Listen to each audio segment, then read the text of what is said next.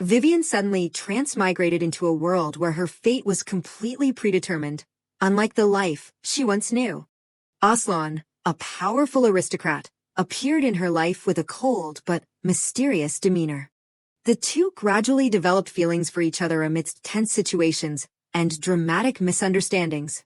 Vivian had to fight to assert herself, finding her own path in life amidst conspiracies and power struggles.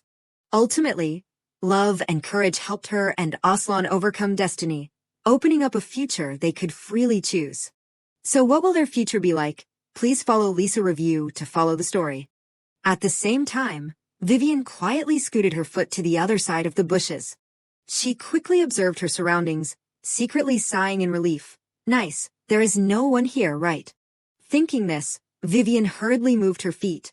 Now was her chance to escape. Just then, a familiar and spine-chilling voice came from behind. What are you doing here, Vivian? She panicked and turned around. She had been discovered by the second prince of the Asteroth Empire and the Grand Duke of the North, a ruthless, cold-blooded man. A man whose nature was more like a monster than a human, Oelon Reshef Asteroth. Oelon stared at Vivian. He smiled faintly. You wanted to take a walk, then you should have called me. We could have had a pleasant walk together. She scratched her head and gave a forced smile. You seemed busy, Oelon replied bluntly. I can always make time for you. Vivian frowned slightly. I actually foresaw this. That is why I prepared. She quickly presented a piece of paper. Actually, I received an urgent letter from my sister. Oelon's face changed slightly. He lowered his voice as if questioning her. You are close to your sister, I see. But tell me, Vivian, since when did the Crown Prince become your sister? Vivian's eyes darted nervously in another direction, her heart pounding. What, the Crown Prince? Vivian was utterly confused. Why would she receive a letter from Crown Prince Johannes? She could not help but feel a little uneasy, the man who was at odds with Oelon. From when had Oelon gotten so close? Vivian's voice trembled. This. Then suddenly, he snatched the letter from her hand. Right before Vivian's eyes, Oelon bluntly tore the paper into two pieces. Before her horrified gaze, he sternly warned, It does not matter who sent the letter. Forget about it. Oelon slowly approached. He caressed Vivian's hair. And let us go back to the bedroom, Vivian. Not stopping there, Oelon suddenly growled. You promised to spend the whole day with me, did not you? In a moment of panic, her body collapsed. Oelon called out in alarm, Vivian. He hurriedly supported Vivian. Are you okay? I am sorry for startling you, she said weakly as if she had no strength left. I am fine. It is just a little cold today. Hearing this, Oelon urged. All right, let us go back to the room to rest. You can't get any sicker. When the day we truly become husband and wife is approaching. He did not forget to ask, You are also looking forward to that day? Vivian screamed internally. Right, not at all.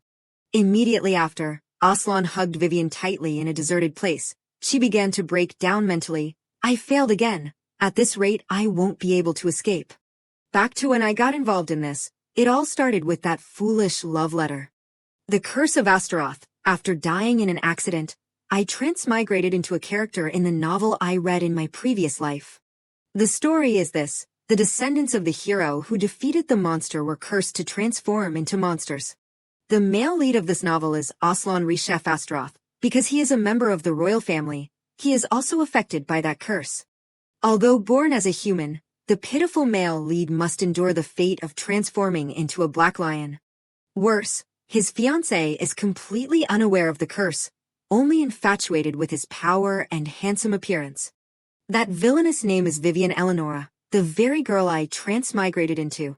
If everything goes according to the original story, Oelon will eventually tire of Vivian's misdeeds and fall in love with her half-sister, the female lead.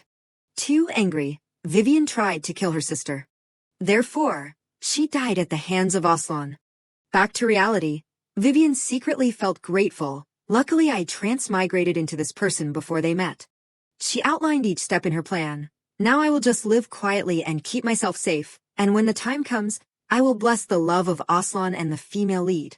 But, suddenly, the porcelain cup on the table shattered into many pieces.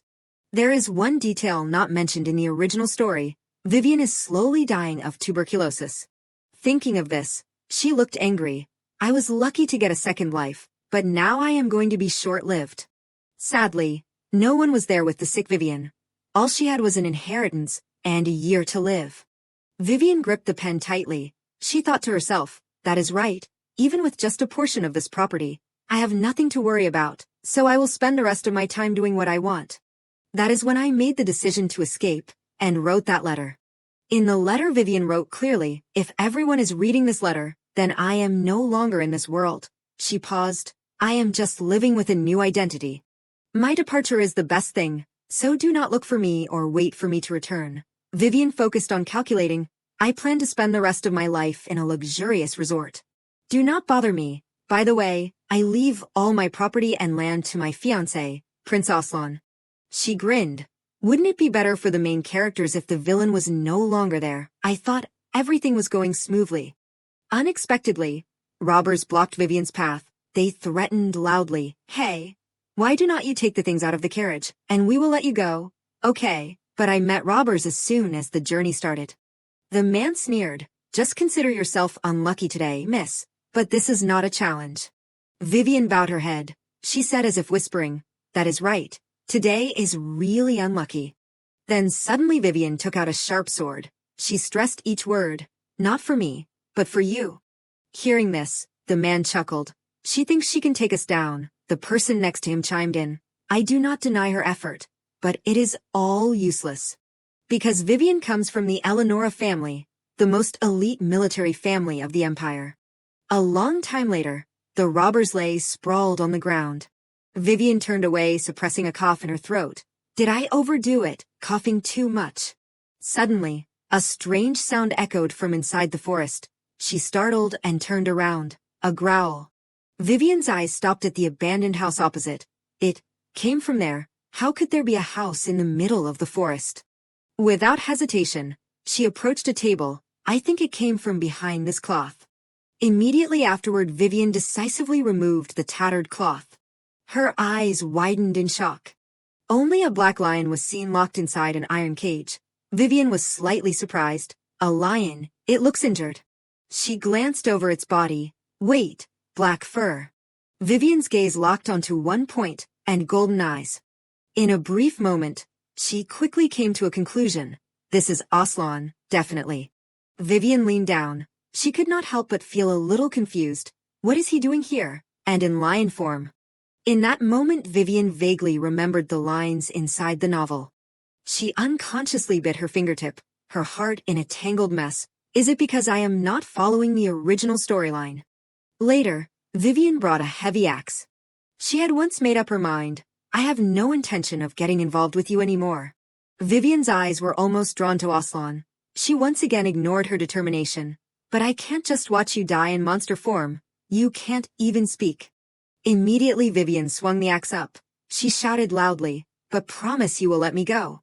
As soon as the axe was swung down, the lock shattered. From inside, Oelon slowly moved towards her. Vivian unconsciously smiled. I think I did it. All right. He stared at her with lustful eyes. Seeing this, Vivian waved her hands frantically. She muttered, Wait, Prince Oelon, you are not going to eat me, are you? Before Vivian finished speaking, Oelon suddenly opened his mouth wide, his body pouncing towards her. Before the horrific scene, Vivian's body fell to the ground. The scene from a few days ago was replayed, at Oelon's residence. At this time, Oelon carefully read the letter in his hand. To Prince Oelon. If you are reading this will, perhaps I am no longer in this world. If my departure is the best thing, then do not look for me or wait for me to return. As for the property, I will transfer everything to my fiancé, Prince Oelon. At the end of the letter, she clearly wrote her full name, Vivian Elanora. Reading this, Oelon's facial muscles tensed. He muttered unconsciously, You. Oelon put on a displeased expression. Bothering me to work for this piece of paper. Diego hurriedly explained. It is not just a piece of paper, he replied casually. I know. It is a will. Oelon bluntly spoke sarcastically. That woman is probably just trying to get attention. In contrast to him, he looked anxious. Your Highness, this time, it seems to be real. After a moment of hesitation, Diego suddenly announced, She has tuberculosis. As expected, Oelon immediately reacted. He repeated doubtfully, tuberculosis. He slowly spoke, yes, I received this information from the Elanora family's private doctor. He said her condition has become severe and incurable. It seems the shock has caused her to behave like a completely different person. Right now Oelon lifted himself out of his chair, his hand rubbed down the paper. Oelon decisively ordered, Diego, burn the will. I can't let the Emperor know and use it against me. He looked hesitant, His Majesty. Then suddenly Diego spoke, has already ordered a thorough investigation of Miss Vivian's will. Hearing this, Oelon angrily slammed his hand on the table. Damn it. His heart was momentarily worried. The news of the will has reached people in the palace. Then the crown prince must also know. Terrible. Johannes will not let this go. He will do everything to frame me. I must act quickly before that happens. Without thinking, he shouted loudly, find that woman immediately. Bring her here before she breathes her last. Oelon coldly spoke, if she is dead, at least bring the body back. I must play the role of a grieving fiancé. Hearing this, Diego bowed his head and replied, yes, Your Highness. In that moment, thoughts kept flashing in his mind. This woman, from beginning to end, is just a nuisance. 5 days later, Oelon could not help but feel a little doubtful. Is this where she lost track of her? The subordinate quickly replied, yes, it seems she went into the forest. He narrowed his eyes as he looked ahead and ordered, all right, go after her. The subordinate looked hesitant. Impossible, Your Highness. The southern forest is very dangerous during the rainy season. Oelon suddenly narrowed his eyes at him. That is only a small part of our worries at this time. We have been looking for Vivian for 5 days. After speaking, he left coldly, if you are afraid, you can wait at the foot of the mountain. The subordinate shouted, Your Highness. A long time later, Oelon slowly moved. He looked around. With her condition, she can't have gone far. Following her tracks is easy. Oelon's footsteps suddenly stopped. He unconsciously felt a dangerous aura. But, I am being followed again. A suspicion arose in Oelon's mind. Is it an assassin sent by Johannes? He gnashed his teeth. How dare these idiots block my path? I will chop them into 100 pieces. Suddenly Oelon's body stiffened. A call echoed. Oelon Reshef Asteroth. His eyes widened. This voice. Only 2 red eyes were seen staring at Oelon. It began to growl. I am your true self. Embrace the hideous monster like you. And spend the rest of your life wallowing in regret and despair. He clutched his aching chest. Why at this time? Suddenly 2 arms appeared. They hugged Oelon's body tightly.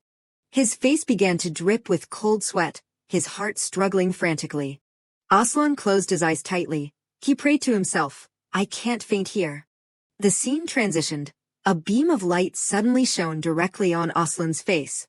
He vaguely opened his eyes becoming empty, this memory.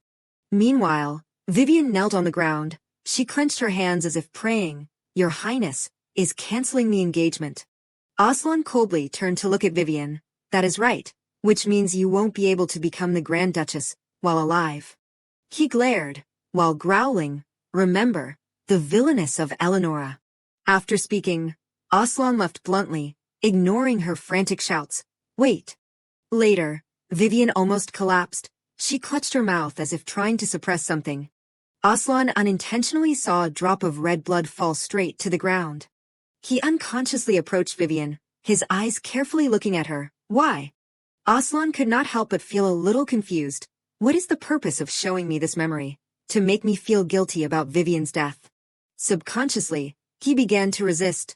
Asteroth, what do you want from me? It is as if my body is unstable. You are trying to throw my soul into a pit of despair. It roared in spasms. You will regret this day, forever. Then a familiar voice rang out. Don't worry, I will save you. Oelon switched to alert mode. Someone is here. Is it an assassin? At this moment, he opened his mouth, his body unconsciously lunged at her. Vivian fainted in fright. Oelon woke up. Vivian Elanora. He stared blankly at her. Why am I here? Then Oelon became suspicious. Did Vivian lock me in here? His eyes darted down to the broken lock. I do not think so. Seeing this, Oelon once again made a guess. Then she saved me. His eyes lit up with helplessness and anger. Fool. She is not even strong enough to protect herself, because she has seen me in this form. I have even more reason not to let her go. The curse of Asteroth is the ultimate secret, if Vivian reveals the truth about me. In a split second, Oelon made a bold decision. I must eliminate her. He unconsciously lowered his ears. But I can't let her die alone here. Immediately after, Oelon gently bit down on Vivian's clothes and lifted her up. He thought to himself, after all, she is my fiancée. Suddenly the sound of water dripping echoed. The scene switched to a dark cave. At the same time, Vivian fell into a deep sleep. She kept groaning. Vivian unconsciously touched the soft fur. She thought to herself, is that the sound of rain? But it is strange, I am not cold at all. It is so warm and comfortable. Immediately Vivian opened her eyes wide. A chill ran down her spine, only to see her lying comfortably on Oelon's body. Before that scene, Vivian gaped in surprise. Oelon. She widened her eyes, staring blankly at the large beast figure next to her. Why am I with Oelon, in a place like this? Vivian looked down in panic at her trembling hand. This is... From when was her hand covered in blood? It had long been dry, blood. As soon as she realized the situation, Vivian almost screamed. Her heart was in utter chaos. Wake up, Oelon. A few hours later, Vivian gently tied a cloth bandage. She sighed inwardly. Done. Vivian looked at the peacefully sleeping beast face. Like this, it is stable enough now. But be careful. At this moment Oelon lunged up, making a growling sound. She could not help but feel a little heartache. I know he is a ferocious beast, but who would do this to him? Is he often injured? Vivian's hand slowly reached out to him. Even though he was injured, he still brought me here. She lowered her head, whispering sincerely, thank you. Just at this moment, Oelon suddenly opened his eyes, his gaze fixed on Vivian. Seeing this, Vivian chuckled. You are not injured anywhere else, are you? She startled and pulled her hand back. I swear he was looking at me with human eyes just now. It must have been my imagination. Vivian turned in one direction, breathing out a long sigh. She was momentarily stunned, staring at the red mark on Oelon's chest. That is, an upside-down 5-pointed star. Vivian became curious. Why is it on Oelon's chest? It looks quite different from the one in the novel. After a moment of silence, she hesitated. Anyway, I am glad you are not injured anywhere else.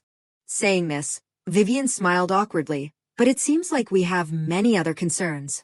Then she stood up while not forgetting to signal. Stay here, I will go scout around for a bit. Vivian turned around and saw his massive body standing close behind her. Do you want to come with me? Later, the two walked together in the dark cave. She reassured herself. It will be okay, right?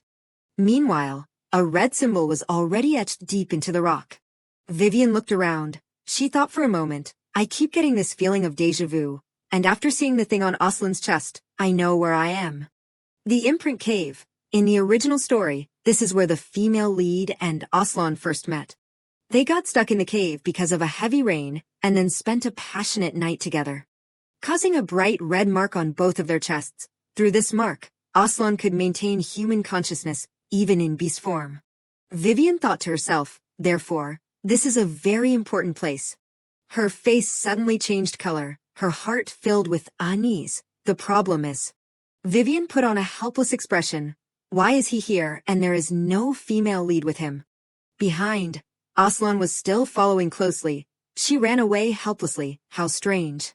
Vivian breathed out. And if there is a landslide, both the cave and I will be finished. I can't take it anymore. Suddenly a voice rang out. According to the magic tool, he is here. Vivian's eyes widened like a warrior. She immediately turned to one side. Someone, the voices of the soldiers echoed. Cold as a knife. We have to capture him alive for the crown prince.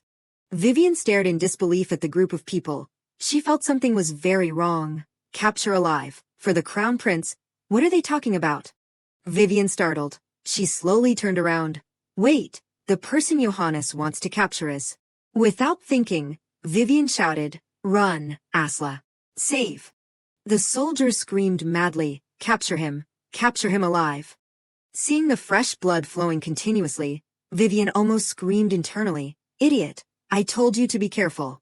She began to panic. What should I do? At this rate Oelon will. Vivian suddenly looked up at the top of the cave. Right now, an idea flashed in her mind. That is it, Vivian angrily shouted. You animal bullies. She rushed out of the darkness, her eyes blazing with anger. How can you torture a poor little kitten who can't even talk? I am going to report you. One soldier hissed. Who is that crazy woman? A dry order rang out. Take her out. Can't leave any witnesses. After speaking, the group shouted in unison, eliminate her. At the same time, Vivian gripped the rope tightly. She stared at them. That is right, get a little closer, at the cave entrance. Right before her eyes, the soldiers began to swing their swords towards Vivian. Seizing the opportunity, she decisively pulled the rope hard, right now. From above, dozens of rocks began to fall. The soldiers screamed madly, everyone shouting, careful. In an instant, they were crushed under the rocks. A weak voice rang out, save. On this side, Oelon's eyes widened as he looked towards the cave entrance. He stared inside, Vivian. Just then, a figure crawled out from the rubble. Vivian slowly got up. She breathed a sigh of relief, almost. Thank goodness I calculated correctly. The inside of the cave did not collapse. Vivian's eyes stopped at the two guards. There is more. She gripped the hilt of her sword tightly, a flash of steel, then the rest. Vivian swung the sword in front of her. She smirked. Only Vivian's lips curled into a cold smile as she announced, You will meet my sword. The soldiers quickly turned around. No, spare me, she said sarcastically. Running away, how cowardly. Vivian retracted her crazy demeanor. She lowered her head and giggled. Suddenly Vivian's body fell backward. The sword in her hand fell straight to the ground.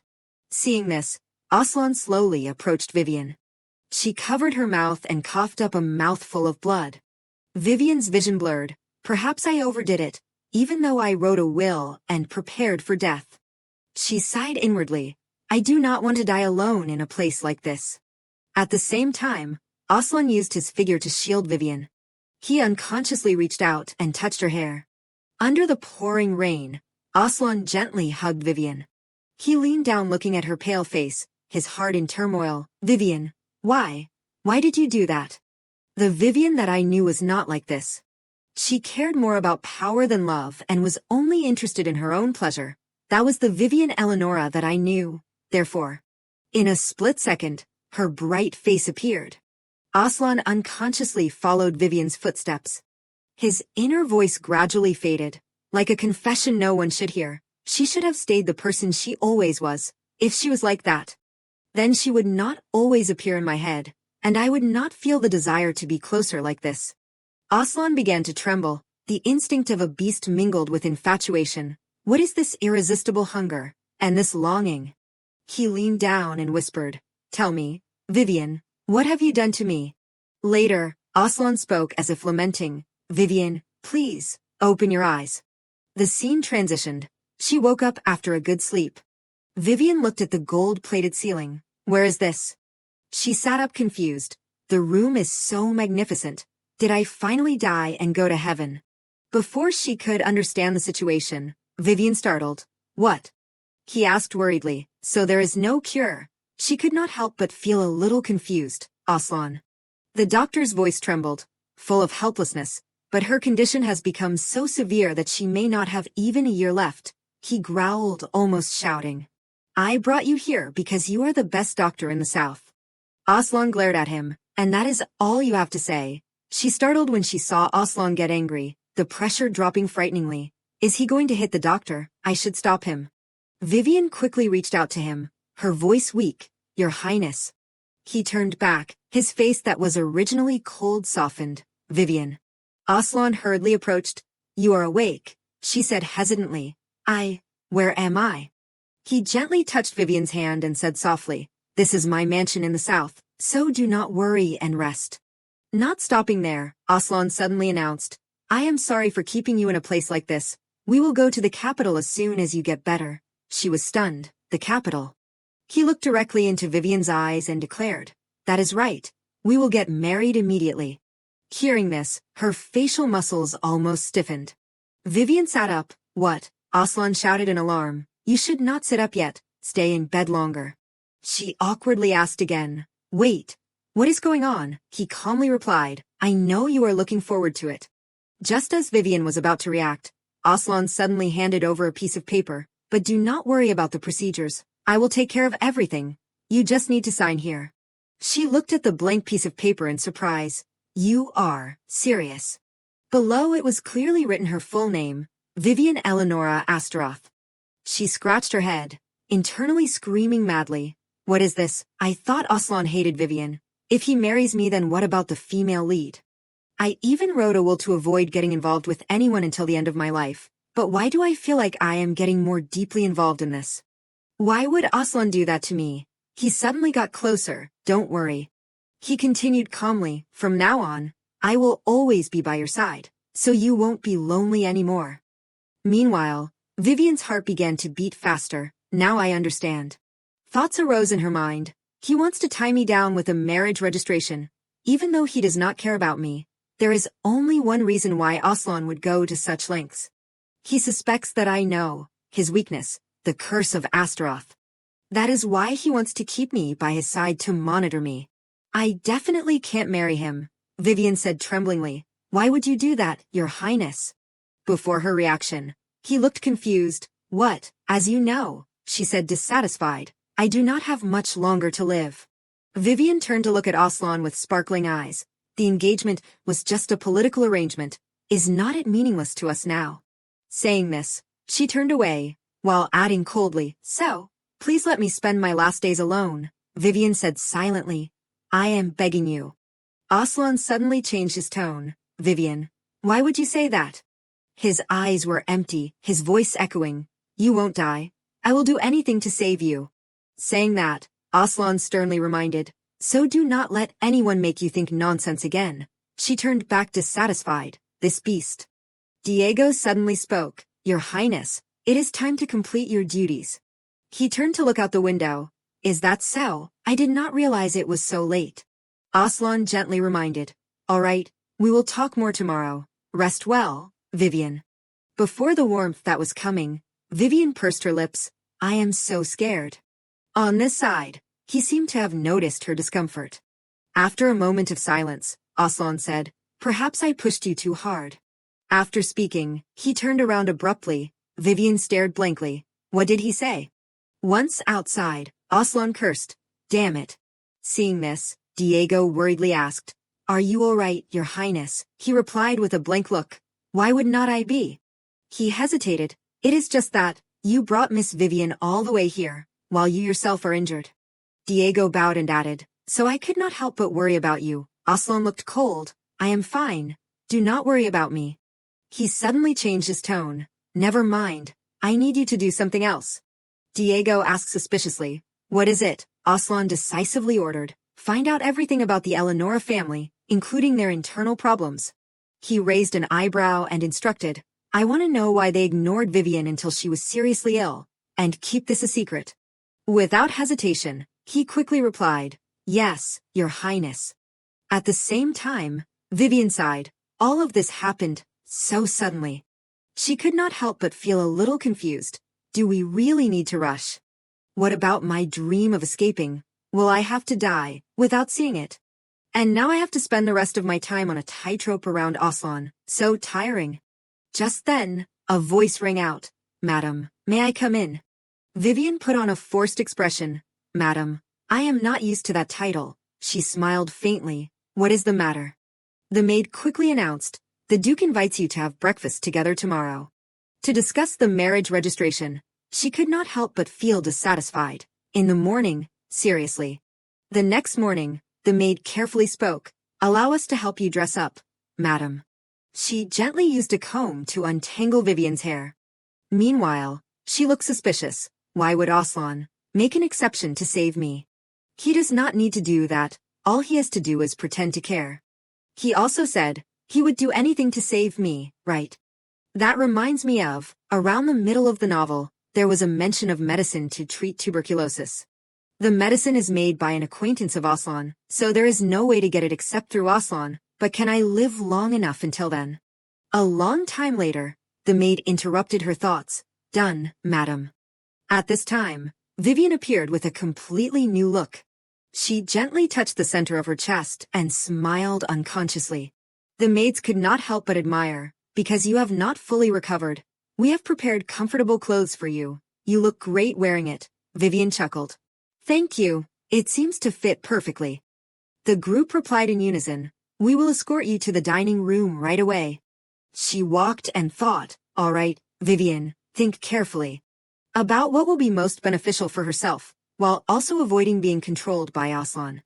At first, everything went smoothly, breakfast was very pleasant, and surprisingly Oelon did not go straight into talking about marriage. If he took it slow, it would be better for me. But when did things change? The head chef approached. Is the food to your liking? She nodded politely. Yes, it has been a long time since I have enjoyed such a carefully prepared meal. He bowed respectfully. I am very honored. Vivian became suspicious. Was it around the time I talked to the head chef? The head chef gently took her hand. I will continue to try my best for you, madam. She chuckled softly. I look forward to it. He suddenly bent down, his mouth gently approaching the back of Vivian's hand. Just at this moment, Oelon called sternly, head chef. He stressed each word. The meat seems to be burnt. Not stopping there, Oelon suddenly complained. You do not know how to grill meat properly. I am starting to doubt whether you are really the head chef or not. He looked confused. Please forgive me, Your Highness. Vivian stared blankly at him. What is he saying? It is delicious to me. Immediately afterward, Oelon coldly ordered. Breakfast is over. Everyone get out, now. He suddenly put a pen in Vivian's fingers, while controlling her according to his will. Oelon lowered his voice. Let us continue our conversation. She was stunned. What? Hello? This is not a conversation anymore. Vivian gaped as she looked down at each movement. This is coercion. Seeing this, Oelon calmly added, I am sorry, I did not want to do this, but I can't control myself anymore. Vivian was even more dissatisfied. Is he a prince or a lone shark? She hesitated. Wait. Immediately afterward, Vivian pushed hard into Oelon. Let me go. Only to see her elbow hit his stomach hard. Before the unexpected situation, Vivian's face turned pale. She hurriedly stood up, mouth constantly asking, Oh no, are you okay? Oelon replied indifferently. This is nothing compared to what you are enduring. Vivian was slightly confused. He must be in a lot of pain. She bluntly questioned. Why would you do that, Your Highness? It is true that I used to be obsessed with marrying you. Saying this, Vivian did not forget to remind. But I no longer crave it. My only wish is to spend the last year of my life in peace. She stressed each word. Of course, if any problems arise from the cancellation of the engagement, I will take full responsibility. Therefore, Vivian secretly decided. I need to assure him that I will not reveal the secret about the curse. He coughed lightly. Then how about this? Oelon suddenly picked up a piece of paper under the table. She stared blankly at him. What is he writing on the back? After a moment, Oelon brought it to Vivian. This is a contract where I swear, I will use all the resources and intelligence of Asteroth to treat you. He suddenly made a proposal. If after 1 year you are still alive, you will sign the marriage registration on the other side. What do you think? She asked suspiciously. What if I die? Oelon decisively declared. That will never happen. He continued calmly. And of course, I will carefully take care of and protect you, so you won't die from illness or other accidents. Vivian bit her lip slightly. He might be lying. But if you think about it again, Oelon has many opportunities to eliminate me. But if he has gone so far to persuade me, meaning he won't easily kill me, his fiancée, right? Should I take advantage of this, I will stay here until the medicine appears. After all, I do not want to die. Immediately afterward, she quickly replied, Okay, I will accept your offer. Oelon paused slightly, his mouth twitching slightly. He smiled lightly, full of danger. Perfect. Vivian unconsciously felt a chill. What is it? I have a strange feeling that I have become prey. And then, I finally stayed in Oelon's mansion. At this time, a series of items lay scattered on the floor. Vivian looked vigilant. I can't completely trust Oelon. I still can't know what he is thinking. What if I make him uncomfortable and he changes his mind? I should pack an emergency bag, in case I need to escape. Oelon's voice suddenly rang out right behind her. Vivian. She turned around in panic. What is it? I thought we were done talking, he replied wearily. I called you but you did not answer. Oelon spoke with a gentle tone. But why is your room so messy? As if you are preparing to escape. She turned away, telling herself, calm down, Vivian. Appear completely harmless. To get out of this situation, Vivian said sweetly, Your Highness. After a moment of hesitation, Vivian hurriedly clarified, I am sorry for the mess, Your Highness. I am just looking for some clothes. Oelon repeated with suspicion, clothes. She turned away from his gaze, her voice trembling. Yes, I want to go out and enjoy some fresh air. Of course, now there are no clothes that suit me. I think, with this emaciated body. Vivian muttered, looking down at her emaciated body. Dressing up like I used to is no longer possible. Saying this, she thought to herself, will it work? Oelon sighed helplessly. You always have those silly thoughts. With me, whether you dress up or not makes little difference. Vivian startled. It does not work. Right then, he said shyly, you are always beautiful in my eyes. She could not help but feel a little confused. Yes, I can't hear. Oelon suddenly turned around. Diego, are you there? He immediately bowed. Yes, Your Highness. Oelon ordered without hesitation. Cancel all my schedules. I will go to the market with Vivian. Diego replied quickly, Yes, Your Highness. She widened her eyes looking at him.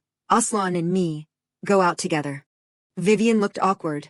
You do not need to do that. I can go myself. He bluntly interrupted. No. You are a patient. I can't let any risks happen. Oelon spoke so sternly that she did not dare to argue. Because it is not safe for you to go alone, so I will go with you as your bodyguard. On this side, Vivian grabbed her head, her heart screaming madly. No. She collapsed to the ground, feeling discouraged. Why did things turn out like this again? The scene shifted to a very luxurious street.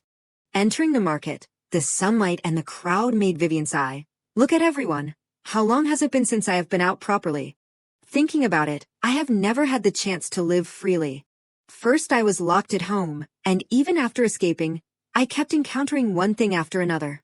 Now I can't call the current situation freedom either. Oelon walked closely, gently reminding, be careful. Vivian, there are many people around.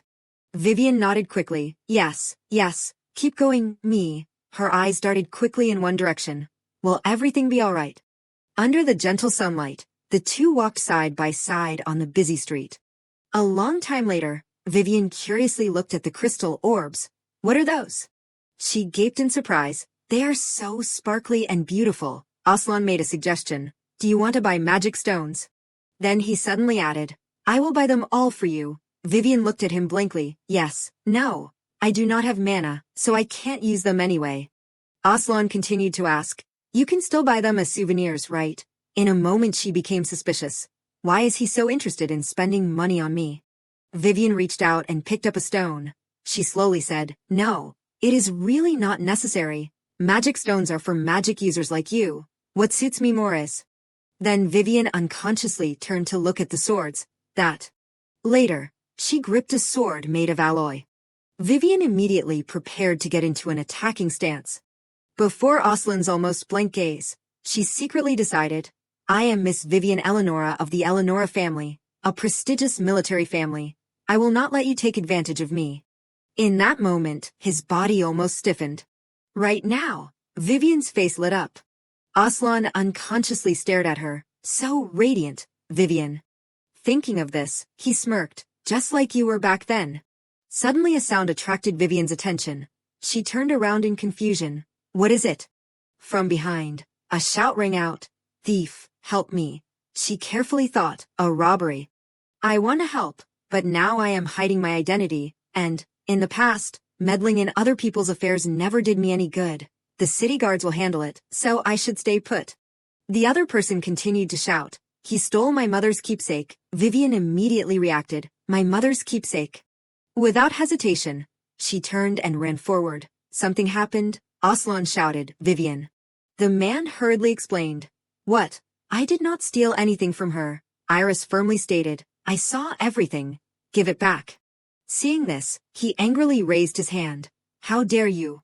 Just at this moment, Vivian suddenly appeared. She gripped the man's hand tightly.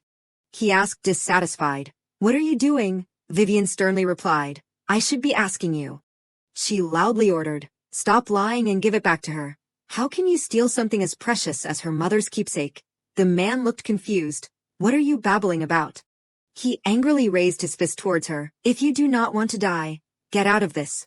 Seeing this, Vivian looked helpless. She thought to herself, look at that impulsive behavior. Should I let him punch me out of pity? Vivian's face suddenly changed. She groaned. The man turned to look behind. What? Oelon suddenly appeared. He growled, you dare raise your hand to her. At this time, Oelon devoured him with his gaze. Even I treat her with care, but you think you can touch her with that filthy hand. As soon as the words fell, a heart-wrenching scream shook the entire street. A long time later, Iris hesitantly spoke. Oh my God, thank you so much. Vivian smiled faintly. I am glad you got it back. She laughed softly. Thank you, it is very important to me. Iris stared at Vivian with teary eyes. With this, I can prove to my father that I am his real daughter. You saved my life. Can you tell me your name? She looked hesitant. That. At the same time, a group of soldiers hurriedly approached. Is everything all right? Vivian almost woke up. It is the city guards. Without thinking, she pulled him back. Let us go, Oelon. Iris only managed to say, wait. She stood frozen in place. She is gone without a trace. But I will meet her again, right, my life savior. On this side, Vivian ran madly, pulling Oelon's hand hard. After a moment of silence, he suddenly called her name, Vivian. Hearing this, she awkwardly let go of his hand. I am sorry, I pulled your hand and ran without thinking. Oelon, who was usually calm, suddenly stammered. No, it is not that. Earlier, you called me by my name instead of your highness. He squeezed Vivian's hand, his voice urgent. Can you just call me that? Before the sudden proposal, she looked confused. By your name, she could not help but feel a little confused, so sudden. Vivian cautiously spoke. Grand Duke Oelon Reshef Asteroth. No, he interrupted without hesitation. Not the full name. Vivian's cheeks flushed red. She shyly called. Then Oelon. In an instant, the corners of his mouth turned up to form a slight smile. Oelon suddenly approached. He replied softly, Vivian. Then Oelon did not forget to remind. It is late. Let us go back. After speaking, he quickly walked away. She put on a confused expression. What is the matter? Why does he want me to call him by his name? Vivian's eyes stopped on Oelon. His red ears caught her attention. So mysterious. In another development, Johannes said coldly, my brother must have his own strange habits. He gently stroked the paper, his voice full of emotion. But at least. Johannes smirked. This will entertain me for a while. The scene from a few hours ago was replayed. Oelon hesitantly spoke. Can you call me by my name? Vivian asked confused. You mean, Oelon? He immediately reacted. Vivian. Thoughts arose in her mind. I secretly feel relieved. Thinking that if every day was like this, I could get through a year here. I thought there would be no more trouble, until today. The scene shifted to a very magnificent mansion. At the same time, Vivian and Johannes sat facing each other under a gazebo. She looked at him warily. What is it? Vivian's eyes were almost fixed on Johannes. She could not help but feel a little confused. Why am I here? With the crown prince? All right. Carefully outline each step to see where the mistake was. This morning, I was allowed to go out by Oelon. The morning before, he asked suspiciously, do you want to go to the bank alone? Seeing that Vivian did not answer, Oelon calmly ordered. All right, then I will send the best bodyguard to follow you. She almost shouted. I said I am going alone. After persuasion, I was finally allowed and took the carriage out. She looked outside. Driver, this direction is not to the bank. He quickly replied. We are taking a shortcut. Later the carriage stopped. The driver announced. We have arrived, Madam. Vivian quickly stepped outside. Why did it take so long? Before her eyes was a completely unfamiliar mansion. Back to reality, Vivian put on a helpless expression. That is right, I was kidnapped. In contrast to her, Johannes chuckled. Perhaps this is fate. He calmly added. It seems the driver accidentally took the wrong turn. But since you are already here, why do not you relax and enjoy it? She angrily cursed in her heart. You told him to kidnap me. Did not you? This is really the kind of shamelessness that I expect from the main villain. He is exactly like in the novel. The main villain and Oelon's enemy, Johannes Friedrich Asteroth, the first prince. Unlike Oelon, whose mother was a maid in the palace. Johannes is the emperor's eldest son, and the one most likely to be passed down the curse of Asteroth. However, the royal palace used dark magic to transfer the curse to Oelon. But the curse is like a ticking time bomb. You can't predict when it will explode. It is a power that can summon demons and destroy the world. Therefore, Johannes must see Oelon as a problem that needs to be contained. Vivian gripped her skirt. She kept telling herself, and the reason I was summoned must be related to him. I should do everything to avoid being played by him. Johannes suddenly changed the subject. The ocean is beautiful, is not it? Vivian answered confused. Yes. He calmly continued, I often come to the south to admire this view. It is the best way to relax. She nodded politely. I understand. Not stopping there, Johannes could not help but admire. This is a place I cherish very much. The scenery is great, it is warm, and most importantly. He picked up a teacup and said meaningfully, I have a precious friend who can have tea with me. Johannes tilted his head to look at her, his lips curved into a smile. Because of you, this place has become even better. Thank you, Miss Vivian. Vivian's heart skipped a beat. Friend, who is he talking about? She said hesitantly, Forgive me, Your Highness, but I do not feel well. So I should. He suddenly interrupted. That is right, I was going to say. Johannes put down the teacup. He slowly added, that the royal family is very worried about your health, so I want to introduce you to a royal physician. He said softly but with inviting meaning. What do you think? Do you feel like you are not getting enough attention? In Vivian's heart, alarm bells rang. Is he testing me? Johannes chuckled. My brother is quite indifferent, is not he? He can't bother to invite a doctor to examine his fiancée. She coldly looked at him. It seems he is trying to cause a rift between me and Oelon, but I signed a contract with him about treating me. This evil scheme won't work. Vivian sat up a little straighter, her voice weak but firm. No, I understand him. He is simply trying not to abuse the power of a prince for personal reasons. Johannes asked again with suspicion. You really think so? She quickly replied. Yes, as you know, despite the rumors, he is a person with noble ideals. Saying this, Vivian stood up. If you have nothing else to say, I will. Just at this moment, a meow rang out from behind. She looked back blankly. A cat. Johannes' voice had a hint of amusement as he observed her reaction. I heard you also quite like animals. Vivian smiled awkwardly. Yes, she paused. That is exactly what Vivian in the novel is good at. He began to plead. It is a bit difficult for me to raise that animal. I really need your help. Vivian unconsciously replied. It has been quite well domesticated and behaves well with me. In that moment, Johannes suddenly changed his tone. No, not that one. He glanced in one direction. Your fiancé seems to trust you very much. It makes me look at you in a different light. Oelon. Oelon stepped forward, holding Vivian tightly, his voice low. She is too special to me, and definitely not the type of person you should force to come here. Johannes continued with a provocative tone. That is right. Take good care of her. It would be troublesome if a hungry beast set its eyes on her. Saying this, he smirked sinisterly. You think so, right? Oelon did not reply. His face exuded a cold aura. Johannes spoke softly. Sadly, the time for tea is over. He gave a perfect aristocratic smile. Come again next time, Miss Vivian. She put on a dissatisfied expression. Hey, if you say it like that, it will sound like I came here willingly. I must be too stressed. I do not feel well. Oelon called her in a low, worried voice. Vivian. He gnashed his teeth. If anything happens to Vivian. Oelon stepped forward, his body tense like an animal protecting its territory. I won't let you off, Johannes. Immediately afterward, he picked her up despite her protests. Vivian, let us go home. Hang in there. Vivian struggled madly. Oelon, put me down. Johannes fell into silence, then smirked. What a disappointment. I prepared this because she clearly likes cats.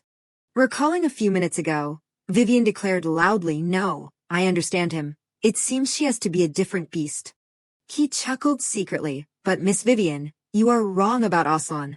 He is nothing more than a monster, simply controlled by the instinct of your wealth, not love. I wonder what her reaction will be when she finally sees the truth. I can't wait any longer. The scene stopped before a black mansion covered in a cold atmosphere. Oelon's mansion. Oelon stood beside her. He said with a distressed look, "The doctor said your condition has worsened because you exerted yourself. It is my fault." He turned and declared, "I will never let you go alone again." Vivian hurriedly called, "Oelon."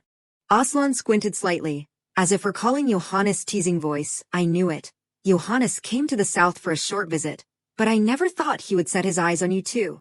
When Johannes tried to make you turn away from me, I was very resentful. In a moment, I thought about killing them all and taking you back. I wanted to make sure he would never see the light of day again, as punishment for deceiving me." Just at that moment, she suddenly spoke, "But I understand him." Vivian declared loudly, "Oelon is a person with high moral character and ideals." Oelon's heart was warmed. "You believed me. How can you say those words? I am a filthy beast, the one who said enough cruel words to you." He coldly spoke, "Meaning you will never become the Grand Duchess while you are alive." Back to reality, he suddenly called her name, Vivian. Oelon looked at her like a desperate person clinging to the faintest hope. "You, do not you hate me?" Before Vivian could react, he suddenly interrupted, "Never mind. Pretend I did not say anything." At the same time, her eyes were almost drawn to Oelon. She suddenly replied, "I do not hate you." He asked suspiciously, "Why?" Vivian thought, "He is annoying and scary, but I do not need to say that here, do I?" She quickly added, "But I said, Oelon, I." Vivian hurriedly put her hand over her mouth. "Why cough at this time?" Seeing this, Diego hurriedly reported, "Your Highness, Miss Vivian needs to rest." Oelon reluctantly nodded. "All right, take care of it." After speaking, the door slowly closed. Once outside, he said to himself, "So she does not hate me." His footsteps stopped, bringing anxiety. But what if she knows the truth? That her fiancé, the person she once despised, is nothing more than a brutal beast, a cursed monster. Would she still be able to say she does not hate me? Thinking of this, he cursed himself. "You are really disgusting, Oelon." Even now, imagining her wincing in fear, all I want is to keep her. Lock her up so that no one can lay their eyes on her, except me. Oelon's heart was in a tangled mess. What is this hunger? His eyes suddenly widened. Oelon shuddered slightly, as if he had touched a dangerous truth. Now I understand what that feeling is. Back to Vivian. She covered her mouth trying to suppress a cough. Vivian lay down on the bed. She sighed inwardly. "Great. Now I am under constant surveillance. It is all because of that jerk Johannes." Thinking about it, what happened earlier with that strange familiarity? Something like this also happened in the original story. Of course, it was the female lead, not Vivian, who was supposed to be in that scene. Something is wrong, but the things that were supposed to happen to the female lead keep happening to me. If it is not a coincidence, then what is the next event? A few days later, Diego quickly reported, "Your Highness, there is a letter from the royal palace." The atmosphere froze. The letter shook slightly between Oelon's hands. This. Inside it clearly stated that the marriage between Oelon Rechef Asteroth and Vivian Elanora was not approved. He lowered his voice. "The royal palace has summoned us to the capital." Oelon suddenly erupted in anger. He roared, "Damn it, go to hell." Vivian hurriedly stopped him. "Calm down, Oelon." She could not help but feel a little confused. Impossible. The next part clearly takes place in the royal palace in the capital. But I was supposed to be stuck in the mansion for treatment. I should not steal the female lead storyline anymore. Vivian's face turned pale, with the thought, "This is bad. I have to do something quickly." Later, she sat silently in the carriage. Vivian stared blankly outside. "That is it. It seems I am about to go to the capital." No matter what happens in the original story, if the Emperor tells you to do something, you have to do it. Vivian asked softly, "Are we going straight to the royal palace?" Oelon said firmly, "No. We are going to Blackford first." She widened her eyes. "Blackford, Oelon's territory in the north." She stammered, "I have never been to Blackford before." He smiled rarely. "Would you like me to take you around?" Vivian put on a blank expression. "Yes." The scene shifted to the mansion, with gates made of precious wood. Vivian was almost overwhelmed by the icy magnificence of the territory. She could not help but admire, so gorgeous. Vivian looked around. The house in the south was impressive enough, but this place is even more luxurious. Oelon calmly replied, "You will have to get used to it, Vivian." He suddenly turned and signaled, "And this is your room." Entering inside, she quickly glanced around, but Oelon, "It seems something is missing." Vivian pointed to the wall that had been removed, connecting the two rooms. "My bedroom is missing a wall." He said very naturally, as if it was obvious for a long time. "Isn't it obvious that the Grand Duke and his wife have connecting bedrooms?" Vivian's body almost froze. She widened her eyes looking at Oelon. "Unbelievable. He really trusts me so little that he has to monitor me so closely." "I am so tired. I want to be alone," he gently comforted. "I am sorry, but I hope you understand." Oelon reached out to Vivian. He smiled faintly. "I just do not want you to leave my sight, even for a moment. After all, you have come a long way, Vivian." At this time, Oelon touched her cheek and continued, "We will celebrate your first visit to Blackford with a special party." Then he suddenly grabbed Vivian's hand. "Let us go." Vivian swallowed the mixed emotions. How can he smile when I am dying inside? If I did not know anything, I would have thought he loved me. A terrifying scene suddenly flashed in her mind. Vivian's heart almost screamed. What am I thinking? I should not joke about things like that. Oelon turned around worriedly. "Vivian," she quickly explained. "My hands are sweaty." Thoughts kept piling up in Vivian's head. "No, there is not even a chance. He even broke down the wall just to monitor me. There is no way he has that feeling." A long time later, Vivian breathed out, so full. Oelon said softly, "The night air is so fresh." She nodded in agreement. "That is right." Vivian looked in another direction. She silently prayed. "We had dinner together, and now we are taking a walk together. I really want to be alone right now. Is it just me, or is he touching me more?" Oelon suddenly asked, "So, what do you think of Blackford?" She startled, stammering yes, ah. Vivian smiled slightly, somewhat forced. "Let us see. I said it was very vast earlier. The servants are very good to me, so the tour was quite fun," he repeated. "Good." Her voice dropped. "Yes, the servants in my house tend to keep their distance from me." Vivian smiled awkwardly. She thought to herself, although tuberculosis is not contagious in this world. I can feel the heaviness in the air. I should not have said that. She looked up, trying to act normal. "But I am fine. It is all in the past." Oelon stopped. "No, I am not okay." He approached, his voice deep and powerful, casting a shadow over Vivian. "Not obeying you is not obeying me. After all, I am the second prince, and you will be my wife, Oelon." Oelon bluntly declared, "Even if the royal palace gets in my way, they can't stop me from protecting you." Vivian felt her heart skip a beat. Unexpected. I did not think he was so dedicated to this. At this moment, she unconsciously turned to look at the maid. Vivian reminded herself, trying to pull herself back to reality. There are servants around. That is why he said those words. "And I left a will and disappeared." He must be sitting on pins and needles because of this. I can understand the political issues he is facing. I feel a little guilty about that part. Oelon looked directly into her eyes and reminded, "So no matter what you hear in the palace, do not mind it. I will take care of everything." Vivian chuckled softly. "No, you do not have to push yourself." His voice dropped. "I am pushing myself," she said softly, as if advising a stubborn child. "Yes, if the marriage certificate is too difficult, then do not. We just need to find another way." Vivian said with a believing voice, "Even so, your sincerity to the engagement will still be clear to everyone. So do not worry." After speaking, she hurriedly changed the subject. "It is getting dark, so it is getting colder. Let us go inside." Oelon followed Vivian's footsteps, his heart heavy. "Pushing myself, is that what she sees my sincerity as? With the pain I have caused her. It is too early to win her heart, I see, Vivian." A long time later, in Vivian's bedroom. She widened her eyes looking at a point in the space. Vivian fixed her eyes on the curtain. Oelon is right behind that curtain. His voice echoed, deep and calm as if it was obvious. "If you do not like the connecting bedroom, then just consider this a reasonable compromise." Thinking of this, she smiled faintly. "How can I thank you enough?" Vivian turned. She kept telling herself, The meeting with the Emperor is only a few days away. I just hope nothing goes wrong. Just at that moment, groaning sounds kept coming. Vivian immediately reacted to the sound. She sat up, her eyes looking towards the curtain. What is that noise? I think it is coming from the other side.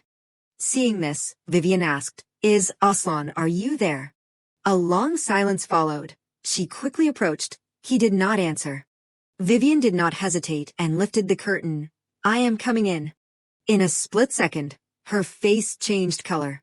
Only to see Oelon holding his chest tightly, groaning. Vivian almost screamed, Oelon. She hurriedly ran closer. Are you okay? Where does it hurt? What is wrong? An idea flashed, causing her heart to clench. Is it because of the capital? Minerva, the capital of the empire, is said to be a sacred place, where the hero defeated the demon Asteroth a long time ago. Perhaps the demonic power in Oelon is reacting to the holy power here, and causing him pain. He did not say anything, so I thought he was okay.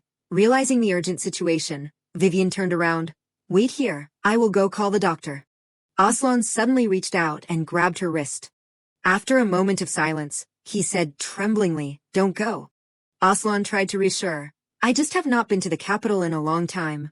I will be better in a few days, but... He leaned his head on her. Just stay with me. I am a little dizzy. Vivian nervously looked at the large bed. How am I supposed to get over there? Physical affection and clinginess, is that what Minerva makes him do? I can't help but stay here. A long time later, Oelon fell asleep again. She hesitantly called, Hello, Oelon. In that moment, Vivian focused on thinking, what did the female lead do? I think she sang him a lullaby. I do not know any songs in this world. But for some reason, I can't leave him alone. The scene of Oelon turning into a beast for the first time was replayed. Right now, the mansion was almost covered in darkness. The scene shifted to the next morning. Sunlight peeked inside the room. Vivian rubbed her eyes. She kept complaining, so bright. Vivian continued to turn over, so sleepy. Oelon's voice rang out, then sleep more, Vivian. Hearing this, she woke up slightly, her eyes wide. Vivian sat up. She unconsciously shouted, Wait. Vivian turned to look at him. Why are you here, Oelon? Saying this, she shyly said, That is right. I sang you a lullaby last night, and then... Oelon suddenly pushed Vivian onto the bed. He grinned. You exerted yourself last night. She could not help but feel a little confused. What is with this strange situation? She asked worriedly. Nothing happened between us, right? Oelon's cheeks flushed red. He shyly said, That is up for discussion. Vivian's heart beat fast. What does he mean? A few minutes later a voice rang out. Your Highness, it is Diego. He coldly ordered, Come in. She startled again, Come in. He peeked inside. Your Highness, the Elanora family. Diego looked hesitant. Forgive me. I did not mean to disturb you. Oelon calmly replied, No, it is all right. What were you going to say? Seeing this, Diego immediately announced, The Elanora family sent 2 messages, and they said they need to bring Miss Vivian back to the Elanora mansion. A cold air spread throughout the room. Oelon's pupils contracted sharp as a sword, so they came without saying much, and now they think they can take my wife away. He quickly confirmed, Yes, they said Duke Elanora. Diego continued, Wants Miss Vivian to come home urgently, because her half-sister has returned. Huh. Vivian muttered, her heart skipped a beat. My half-sister, Iris, the female lead. Iris, the female lead of the novel, is in the capital. Meaning, Oelon did not hesitate and ordered, Chase them away. Vivian has been waiting for a long time since cutting ties with her family. Diego tried to persuade, but they are very determined. The atmosphere cracked, as if blood was about to spill. He growled and stressed each word. I do not want to repeat myself. Chase them away at all costs. If they do not leave, kill them. Seeing this, he quickly replied, Yes, Your Highness. Vivian hurriedly interjected. Wait. She stepped forward. Thank you for protecting me, but I want to meet my sister. Oelon replied displeased. Just sharing half a bloodline. Vivian's voice was small but firm. Even so, I am still curious about her. Moreover, I caused a commotion when I ran away from home. I think I should take responsibility and handle everything properly. He lowered his eyes, breathing deeply, as if restraining himself. You are too soft-hearted, she awkwardly replied. I guess so. Vivian reached out to Oelon. Then you will. She looked up, her eyes sparkling with anticipation. Come with me. Seeing that he did not answer, she tried to persuade. If we show my father how strong our relationship is, he won't be able to scold me much. Vivian came closer. She smiled gently. Okay. Seeing this, Oelon had to compromise. All right. If that is what you want, then do it. Later, he appeared with a cold aura. The guards trembled and greeted. Greetings, Your Highness. Oelon said softly as if nothing. Perhaps you will wake up if I gouge your eyes out. They immediately bowed. Greetings, Miss Vivian. He growled and emphasized. Good. I will go with Vivian on a trip. One of them said hesitantly. Yes, but Your Highness. Oelon frowned slightly. Or your heads will be sent to the Elanora mansion. Choose. Just a frown. The entire group shivered. Yes, Your Highness. Later, the carriage sped through a forest. Inside, Vivian asked awkwardly. Oelon, how are you feeling? I am sorry for asking you to come along. He gently replied, his voice softening rarely. No, whatever it is, this is better. I wanted to see for myself what is going on at the Elanora house. After speaking, Oelon did not forget to remind, you are the one who needs to be careful. Do not worry too much. She replied briefly, all right. Vivian thought to herself, great. Everything is going smoothly, if everything keeps going like this. The male and female leads of the original story will finally meet. Because Oelon is keeping an eye on me, I can only wait for them to be together. I need to survive until the cure for tuberculosis is developed. And to do that, I need to shift Oelon's attention elsewhere. That is right, about the female lead. In the novel, Iris is very kind and pities Vivian until the end. If I can completely get her on my side. Oelon angrily declared, she knows all about the curse. I will kill her. Seeing this, Iris stood up and begged, Oelon, no. If it was not for Vivian, you and I would not have met, and she would never spread the word about the curse to others. He looked displeased. Iris, if you say so. Immediately afterward, Oelon coldly said, take this medicine and get out. Lucky for her that Iris is very kind. Thinking of this, Vivian secretly laughed inside. Perfect. She clenched her palms, her lips turned up. Excellent. Oelon carefully observed the expression on Vivian's face. What is she thinking? Meanwhile, at the Elanora mansion, only to see delicacies placed all over the dining table. Elanora excitedly said, Iris, does the food suit your taste? Iris Elanora, Vivian's half-sister. She said hesitantly, I just wonder if I deserve to be here. He said sternly, but his eyes were full of gentleness. That is nonsense. I am your father, and I will welcome you with open arms. Duke Elanora, Vivian's father. Iris bowed her head, her voice trembling slightly. I am also very happy to meet my father, but I am afraid because I am an illegitimate child, I will cause you to be disgraced. Elanora said slowly, it is true that your mother was a maid. He affirmed firmly, but I loved her with all my heart. Even now I still regret not being able to be with her until the end of her life. Elanora said with a sincere tone, that is why, Iris, I want to make up for you what I could not do for her. She bowed her head and thought, it is so late, but now I am glad to meet my father. But why does a corner of my heart feel so uncomfortable? When that girl returned the stolen keepsake, I felt very happy and relieved. Images of Vivian kept appearing. Iris could not help but worry. I wonder, how is she doing? Just at this moment, Elanora suddenly announced, Vivian is coming today. She startled. Today? Iris hurriedly stood up. Oh my God, I have not prepared anything. I have to finish eating quickly and dress presentably. He suddenly called, Iris, did I not tell you? Elanora continued coldly, Vivian is just like her cunning and treacherous mother. He sternly reminded, you do not know how she will harm you. You have to be careful. Hearing this, Iris looked eager, but I do not want to think badly of my sister, at least until I meet her. Seeing this, Elanora sighed slightly, Iris, my daughter, you are so kind. Prince Oelon should see that you are a perfect bride to marry. She looked confused. Prince Oelon, he calmly replied, don't you understand? I was going to tell you. Not stopping there, Elanora suddenly announced, Oelon Reshef Asteroth, the second prince of the empire, I will soon make you his wife. Iris was slightly shocked. Huh. Is not he engaged to Vivian already? From outside, a shout rang out. Duke. He shouted angrily. Shut up. Can't you see I am eating? The man hurriedly replied. Forgive me. He quickly announced. But Miss Vivian has arrived. Elanora looked indifferent. So what? Only to see the tips of Iris' fingers clench her skirt. The man continued. And she is with Prince Oelon. Elanora's expression immediately changed. Prince Oelon came here with Vivian. He slammed his hand on the table and shouted. Impossible. Why would he come here with her? Then Elanora smirked. No. Think another way. This might be beneficial. He suddenly growled. Iris. She trembled unconsciously. Yes. Elanora looked towards Iris. He smiled sinisterly. Good news. It seems the marriage will be arranged sooner than expected. Come on. Go greet His Highness.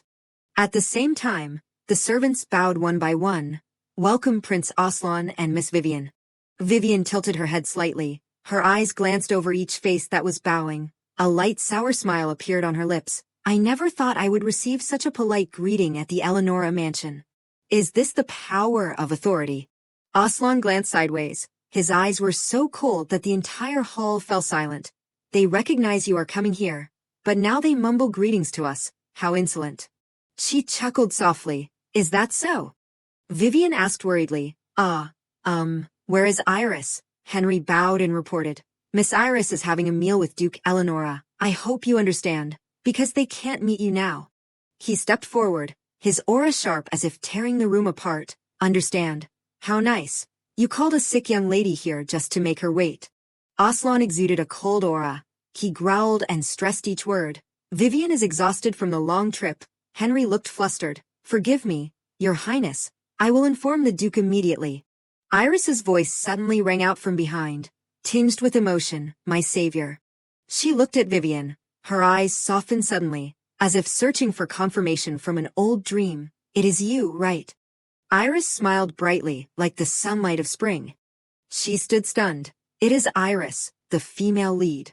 But Vivian blinked slightly, her voice hesitant, as if not knowing how to react. Savior. She tilted her head slightly. Don't you remember?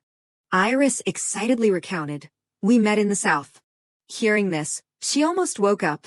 It is Iris. She smiled gently. It is nice to meet you. I did not expect to bump into you here. Just then, Elanora coughed slightly. He politely bowed and greeted. Greetings, Your Highness. This is my daughter, Iris Elanora. Seeing this, Vivian turned to introduce. Iris, this is the Grand Duke of Blackford. He chased away the robber back then, remember? She turned to look at Vivian. Her eyes slightly widened. Surprise was evident. You called me by name. She was so helpless that she cried silently inside. Hey, look at Oelon, not me.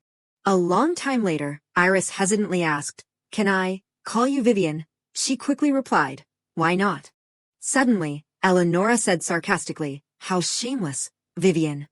He questioned loudly, After running away and causing disgrace to the family and His Highness with that will, you still have not apologized. Not stopping there, Elanora lamented, To rearrange everything, I personally requested His Majesty to cancel the engagement. Hearing this, Vivian put on a confused expression. What, then? He looked displeased. Don't you understand? Elanora's words fell heavily, meaning you will never become the Grand Duchess for the rest of your life. Iris on this side was shocked to the point of paralysis. At the same time, Oelon's face was full of murderous intent. She thought to herself, so the cancellation is real, and Father was behind this. Because my purpose is to get Oelon and Iris together, this cancellation is not a problem. But if the legal relationship between the two is cut off before I build enough trust with Iris. Right now, the image of Iris and Oelon hand in hand appeared clearly. That could be a problem. Vivian secretly observed him. Because now Oelon is no longer my fiancé, will he still cherish our contract? In that moment, her heart skipped a beat. Oh no, he is going crazy.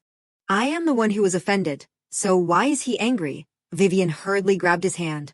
Oelon, calm down. She said in an almost whisper, Please, do not cause a commotion here. On this side, Elanora shouted loudly, Clinging to His Highness is useless. Vivian, She looked dissatisfied. When did I cling to him? In an instant, the entire hall became noisy with the discussion of the servants. Seeing this, Iris hurriedly advised, "Father, there are many people here. Can we go inside and talk more?" He coldly interrupted.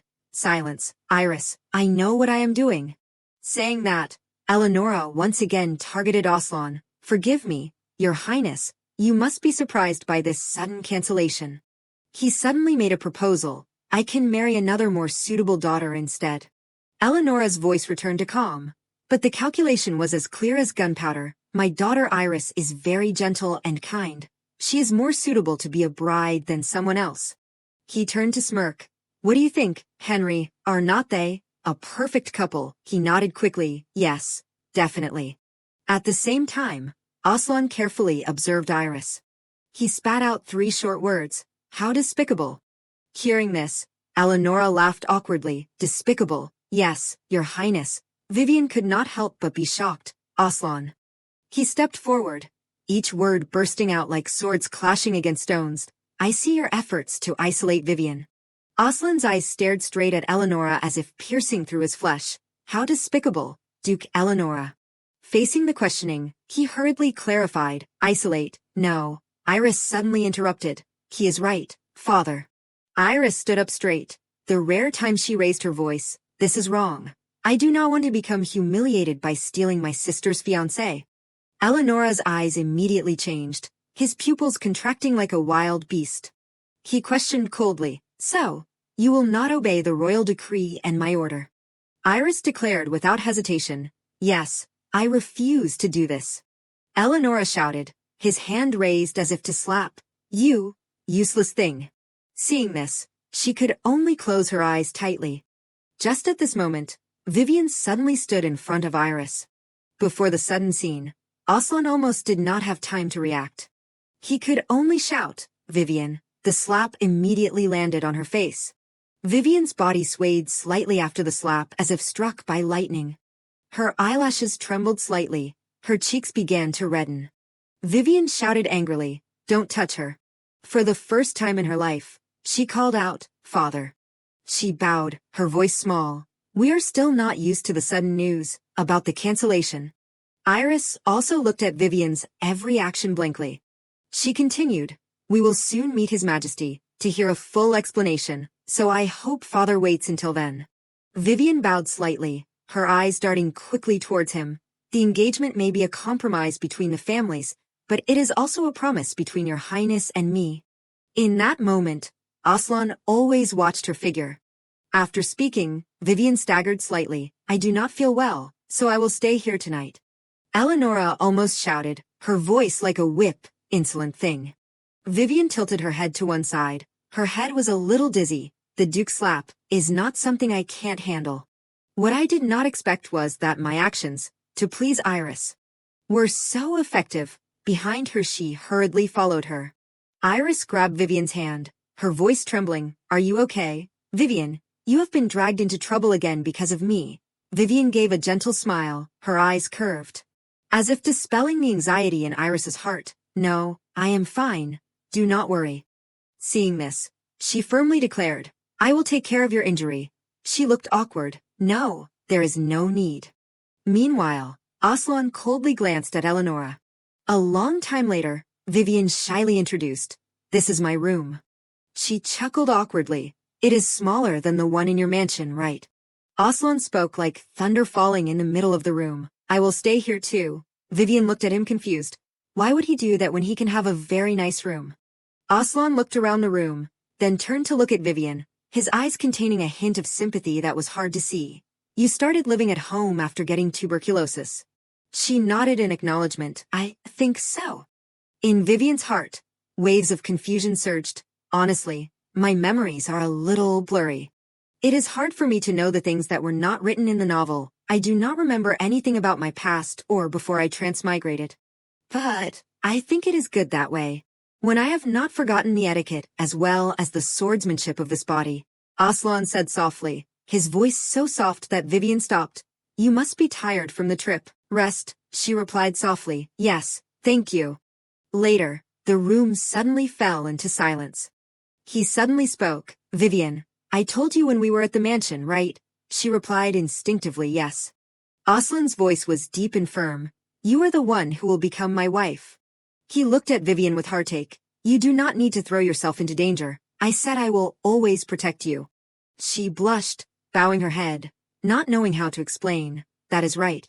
But my body always reacts before anything else. Then Oelon chuckled softly, his lips gently turning up in a rare way. I think that is just your personality. His voice was mixed with gentleness as if whispering. But I still want you to take better care of yourself, at least for the sake of the people who love you. Oelon's words rang out like a vow. I will protect you no matter what happens. Hearing this, Vivian's eyes flickered slightly. She suddenly felt her heart uneasy. How strange. Oelon only said he would protect me, just like the contract said. Vivian's heart raised a question mark. But why does it feel so gentle and familiar today, as if I had heard these words before? Oelon suddenly spoke, his voice low. Vivian, can you be alone for a while? She curiously followed his back. Where are you going? Oelon turned and replied briefly. I just need to take care of a few things quickly. Before leaving, he did not forget to remind, I will be back soon. Seeing this, Vivian nodded slightly. All right. She thought to herself, I have had this feeling before. But he is really hard to predict. At the same time, Oelon's footsteps suddenly stopped. He suddenly approached him. Duke Elanora, he immediately reacted. Your Highness. Elanora hesitated. I apologize for what happened earlier, my daughter, Oelon calmly replied. It is all right. I came here to talk about another matter. Then he suddenly changed the subject. The corners of his mouth turned up. I want to hear more about the engagement with Iris Elanora. Seeing this, he became excited. Of course, Your Highness, Anna. Escort him to the room. Elanora did not even finish her sentence when Oelon cut her off with a terrifyingly calm voice. No, this time I want to choose the location. He smirked maliciously. Let us see. Let us talk somewhere with fresh air. Over on the other side, Vivian was diligently reading a book on her bed. She suddenly quickly shifted her gaze to a spot. Vivian slightly lifted her hips. There was something under the pillow, a book. The smell of old paper and a bit of dust made her heart clench. Why is it on my bed? The first page clearly stated the date XX. A relative on my mother's side has passed away. My maternal aunt, who had retired to rest and recuperate, died in a carriage accident. My brother and I inherited her assets. But now, who will take care of us? Vivian gently traced the raised lettering, assessing the date and handwriting. I must have written this diary when I was 10 years old. Sure enough, at the end of the page, there was a sign of blood from coughing. A bitter taste is rising in my mouth. I have been trying to fight under the Duke's cruelty, only to end up dying. She stared at the book, vague thoughts constantly flashing. Vivian, no, me. Just then, a knock echoed from the inside. Vivian startled and whipped around towards the sound. Did someone just knock on the window? She cautiously approached. Or was it the wind? Vivian suddenly felt excited. Her hands fumbled to pull the curtains. Maybe it is a squirrel or some small animal. So cute. I want to see it. Her face suddenly lit up, her eyelashes fluttering. Then suddenly a large figure slammed right into Vivian's eyes. She startled and stepped back. You, who are you? In that instant, Vivian softly murmured, Alex. She curiously asked, I thought you were at the academy. What are you doing here? He brushed off some dirt, then quickly replied, Of course I came to see you. Alex stared at Vivian. He smiled slightly. How have you been lately, Vivian? Alex Elanora, Vivian's older brother. She questioned with dissatisfaction. Why did you climb in through the window? You scared me to death. He let out a long breath. I had no choice. Alex looked helpless. If I came through the front gate, the servants would gather around and drag me to father, but I wanted to see you first. Vivian curled her lips into a forced smile. So you had your reasons. He suddenly called her name. Hey, Vivian. Alex moved closer, his eyes glued to Vivian. Shouldn't you talk to me about something? Hearing this, she trembled. About what? Vivian quickly made a guess. That you are very good at climbing walls. Huh. He helplessly cut her off. No. Alex put on a pained expression. He lowered his voice. Honestly, why did not you tell me about having tuberculosis? Vivian hung her head low. She was almost unable to refute. He hung his head low. His voice murmured, I heard you left a will and ran away. Did I really have to hear it from other people? Seeing this, Vivian hurriedly explained. I was going to write you a letter, but... Vivian closed her eyes tightly and thought. I was overwhelmed by this transmigrated situation, so I did not think about Alex at all. His voice deepened. You know why I studied abroad. I did that to become strong enough to protect you from father. Alex clenched his trembling hand. But if you disappear from me like that, then I... Faced with his excessive reaction, Vivian seemed confused. Alex. He suddenly opened his mouth and shouted, That is right. I am not going back to the academy. She quickly interjected. What are you saying, Alex? You are about to graduate. Alex answered frankly, If you are about to die, who else would I be with besides you? Vivian said sternly, Don't be ridiculous and go back to school. How can you leave school in the middle of the semester without saying anything? Alex turned away to avoid eye contact. He almost whispered, I have my ways. She immediately understood. He snuck out.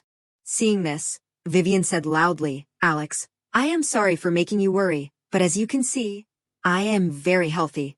Saying this, she began to urge, It is not as bad as you think, so do not worry about me and go back. Alex's eyes suddenly changed. Wait. Before Vivian could react, he questioned in a loud voice, Your cheek is swollen. Did someone hit you? In that instant, the room seemed to freeze. Alex angrily asked, So, did father do that in front of everyone? She simply replied, Yes. Hearing this, he cursed, Coward. He took a step forward, looking directly into Vivian's eyes. So you deliberately let yourself get slapped? She nodded in confirmation. Of course. Do you think I would easily let father be above me? Alex reminded sternly, But be careful. I have a feeling the annulment is not the end of this. Vivian softly reassured. Don't worry, Alex. I do not think Oelon will let this go. He could not help but feel a little doubtful. Oelon, you mean the second prince? Faced with Alex's reaction, she could only smile awkwardly. Yes, internally screaming. I blurted it out. Hearing this, he became even more worried. But Vivian interjected, I know. He does not like me very much. The queen, who is trying to put Johannes on the throne, has always considered Oelon a threat. She specifically chose me as his fiancée for that reason. Being engaged to the girl the queen appointed is offensive enough to him. But now the engagement has been cancelled. He won't let it go. Vivian thought to herself, Oelon must be unhappy with this royal order. Alex smirked. So can we conclude that His Highness is on your side? She nodded in agreement. Yes, crying inside, except for the reason that he is monitoring me because of the curse. Alex suddenly moved closer. He did not forget to remind, but, Vivian, if anyone causes you trouble, tell me. Even if it is His Highness, I won't let it slide. She excitedly asked quickly, So what exactly would you do? He seriously thought about it. I think I will help you run away. Alex bluntly declared. Then disguise myself, take your place, and marry His Highness instead of you. Thinking of that scene, Vivian's face stiffened as if it had just been cemented.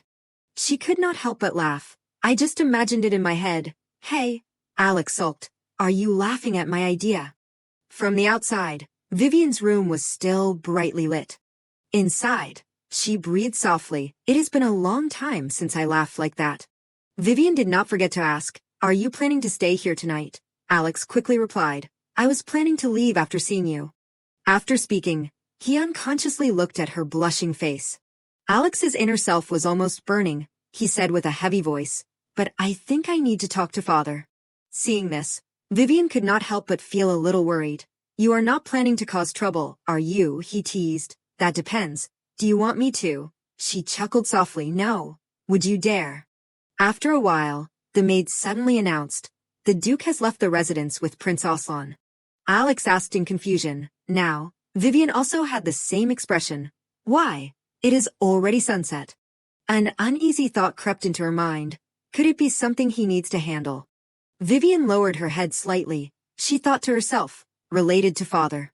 Over on this side, Elanora and Oelon were walking side by side. He kept rambling non-stop. So, Your Highness, I hope you will have a favorable view of Iris. He suddenly interrupted. I understand your intentions, but what about Vivian? Elanora looked indifferent. You are not sure what to do with her. He excitedly added, Allow me to relieve you. Vivian will marry Nicholas. Hearing this, Oelon narrowed his eyes slightly. Sir Nicholas, the Count of the border region, he must be over 50. Elanora calmly continued, yes, His Majesty has been quite troubled that such a loyal subject has remained a widower. He excitedly took credit. Vivian will be able to devote her remaining time to a meaningful purpose. She will definitely see this as a great honor. Meanwhile, Oelon raised an eyebrow. He makes it sound so noble, but he knows too well what will happen when a girl is married to the Count. A thought kept echoing in him. No need to hear anything else. After a while, Oelon suddenly made a proposal. Duke Elanora, I said that because we are about to become family, we should talk openly and sincerely, right? He nodded without suspicion. Yes, that is why I sent all the servants away. Only to see him reach out towards Elanora, the corners of his mouth lifting. Then let me tell you a secret.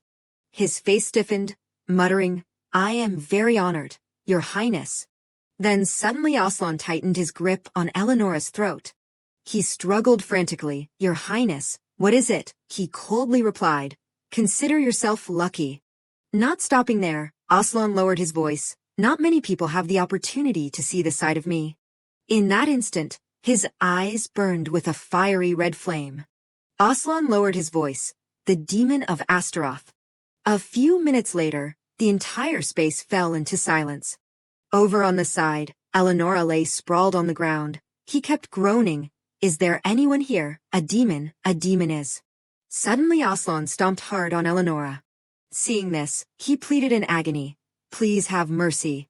He said mockingly, how pathetic. Is not this nothing compared to the pain you caused Vivian? In another development, Diego brought over a stack of documents. This is the report you requested, Your Highness. He bowed and reported, we have thoroughly investigated the Elanora family. At this time, Oelon attentively read all the lines above. The poisoning of the Duchess Elanora. The late Duke had only one daughter, but her poor health made it impossible for her to shoulder the responsibility. But he still could not deny her political talent. He entrusted her with real power and sought someone to hold the title in her place, so he brought in a mediocre man from a distant relative to be his son-in-law. And that person is none other than the current Duke Elanora. But the poisoning of the Duchess was just the beginning. His next target is Vivian. Thinking of this, Oelon angrily opened his mouth wide. The sound of tearing echoed continuously. Fresh blood constantly surged. Constant mental and physical bullying from the current Duke, malicious slander from the public, seizing her assets and ignoring her. In that instant, his mouth was completely stained with fresh blood. And requesting the annulment, Oelon frantically spat on the ground. After reading the report, I truly understood all of Vivian's actions. From her desire to keep the marriage, to her decision to become the villainess. Just then, Oelon coldly spoke. Duke Elanora, I will give you a chance to make amends. He stomped hard on his hand while threatening, go see the Emperor immediately, and beg for the annulment to be revoked. Oelon enunciated each word, unless you want the nightmare you just saw to become reality. Elanora frantically felt his body. Am I still alive? He lowered his voice. I said I would give you a chance, did not I? Oelon explained leisurely. What just happened was just an illusion I created from magic stones. Illusion? He asked in confusion. So that was fake. Elanora began to develop suspicion. No, that is impossible unless he is a demon. He must be Asteroth, the demon in legends. After a long time, he spoke in a hoarse voice. Why did you do that? Elanora asked quickly with a pale face. What can you get from Vivian? Do not tell me you really care about that little thing. Oelon remained silent without answering, as if unable to refute. After a moment of silence, he suddenly asked a question. Can you, with that contemptible brain, begin to understand how much she holds me? Oelon slowly spoke, from every breath, to the very marrow. He leaned over and looked directly into Elanora's eyes. I belong to Vivian. The scene shifted to the next morning. Sunlight began to filter into the room. At the same time, Vivian kept groaning. Is it morning already? I do not want to wake up. She unconsciously reached out to rub the mattress. How strange. Is my bed this soft and warm? Suddenly Oelon was lying right next to Vivian. She startled and sat up. Oelon, when did you come back? Vivian could not help but feel a little curious. Where did you go last night? He used force to pull her closer. His voice sounded spoiled. Lie closer to me, Vivian. She kept complaining, this bed is too small, then gave a forced laugh. This has happened before, has not it? After a while, Vivian was still curious. What did you do last night? He replied casually. I said I had something to handle, did not I? Hearing that, she continued to ask, is it related to my father? Oelon turned around, his eyes tightly closed. Vivian was slightly stunned. Is he asleep? From the outside, the maid carefully announced, Miss Vivian, I brought your medicine. She leaned forward. Okay, come in. Then Vivian hastily shouted, no, wait, do not come in. Alex suddenly entered. He smirked. It is me, Vivian. As soon as she saw Alex, she almost stiffened. On the other side, his body began to turn to stone. The scene shifted to outside the residence. At the same time, Alex shyly reached out. Please forgive me if I disturbed you. I did not realize you two were in the middle of something. Oelon calmly replied, it is okay, you have no reason to suspect that I am in Vivian's room. Seeing that, he smiled slightly. Thank you for understanding, Your Highness. I am Alex Elanora, Vivian's brother. A cold light flashed in Oelon's eyes. So he decided to act like Vivian's brother now after no one knew his whereabouts for so long. Alex curled his lips very slightly. After abandoning her for so long, now he intends to act like a caring and concerned fiancé. In that instant, an invisible cold air existed between the two. Seeing that, Vivian coughed softly. Oelon immediately reacted. That is right. He suddenly announced, we plan to stay here for a few more days. Young Master Alex, Vivian probably has a lot of things she should do with you. After speaking, Oelon turned to look at her, and she also has not had a chance to learn about Iris Elanora, right, Vivian? Vivian shyly nodded, yes, but... Still not finished with the surprises, he suddenly announced. Last night, Duke Elanora left for the royal palace. She widened her eyes in astonishment. What? Oelon looked relaxed. He went to request the restoration of the engagement. So convincing the emperor will be a little easier for us. Vivian could not help but feel a little confused. Father did. She then turned to Oelon, with suspicion rising in her heart. Oelon, you did not actually do anything bad, did you? Over on this side, he lowered his head, breathing out a sigh. Since I searched for Vivian after she ran away from home, I have been able to be aware even when the curse appears. Now, I can even control myself. There must be a reason for this. He turned to look at her. Maybe it is because of you, Vivian. There must be a reason for me being able to control myself under the influence of the curse. Maybe it is thanks to you, Vivian. Seeing that, Vivian unconsciously looked at Oelon. At this time, he smirked, his eyes somewhat brightened. Meanwhile, Alex looked skeptical, so father changed his mind, surprisingly. He switched to a polite attitude. A bit too much, then let me be a polite host. Breakfast is ready, so I hope you will join us for the meal. Alex continued to ask, is the dining room this way? Vivian helplessly interjected, don't try to understand, Oelon. He just came back to the country. Thoughts kept running into her mind. One of the reasons Oelon wants to stay at the Elanora house longer is because my condition has worsened. His Majesty is very merciful to say that I can enter the palace after I have recovered, so I should feel relieved. But I can't stop worrying about the things that will happen soon. In the original story, the female lead went to the palace and was severely humiliated by the queen. But the details are a bit vague, considering that what happened to the female lead is now happening to me. I wish I could remember more to find a way to deal with it. Thinking of this, Vivian decided to give in to fate. Whatever, I should enjoy myself while I can. Iris happily laughed. I am glad you are enjoying the food, Vivian. At the same time, Oelon waved his hand as a signal. Dylan, he quickly walked closer. Yes. He lowered his voice. Bring what I mentioned earlier here. Dylan bowed his head to receive the order. Yes, Your Highness. After speaking, Oelon smirked with a sinister expression. Outside, Alex looked worried. Don't overexert yourself, Vivian, go back to bed. She gave a forced smile, but staying inside all day is very stuffy, Vivian lamented inwardly. Thinking about the queen also gives me a headache. Just then, Oelon spoke. Young Master Alex, I heard you train in swordsmanship at the academy. He nodded in confirmation. Ah, that is right. Seeing that, he made a proposal. Then how about a sparring match with me? I want to see your skills. Alex bowed his head quickly. I am too honored, Your Highness. Oelon turned to look at Vivian, the corner of his mouth slightly raised. Come watch, Vivian.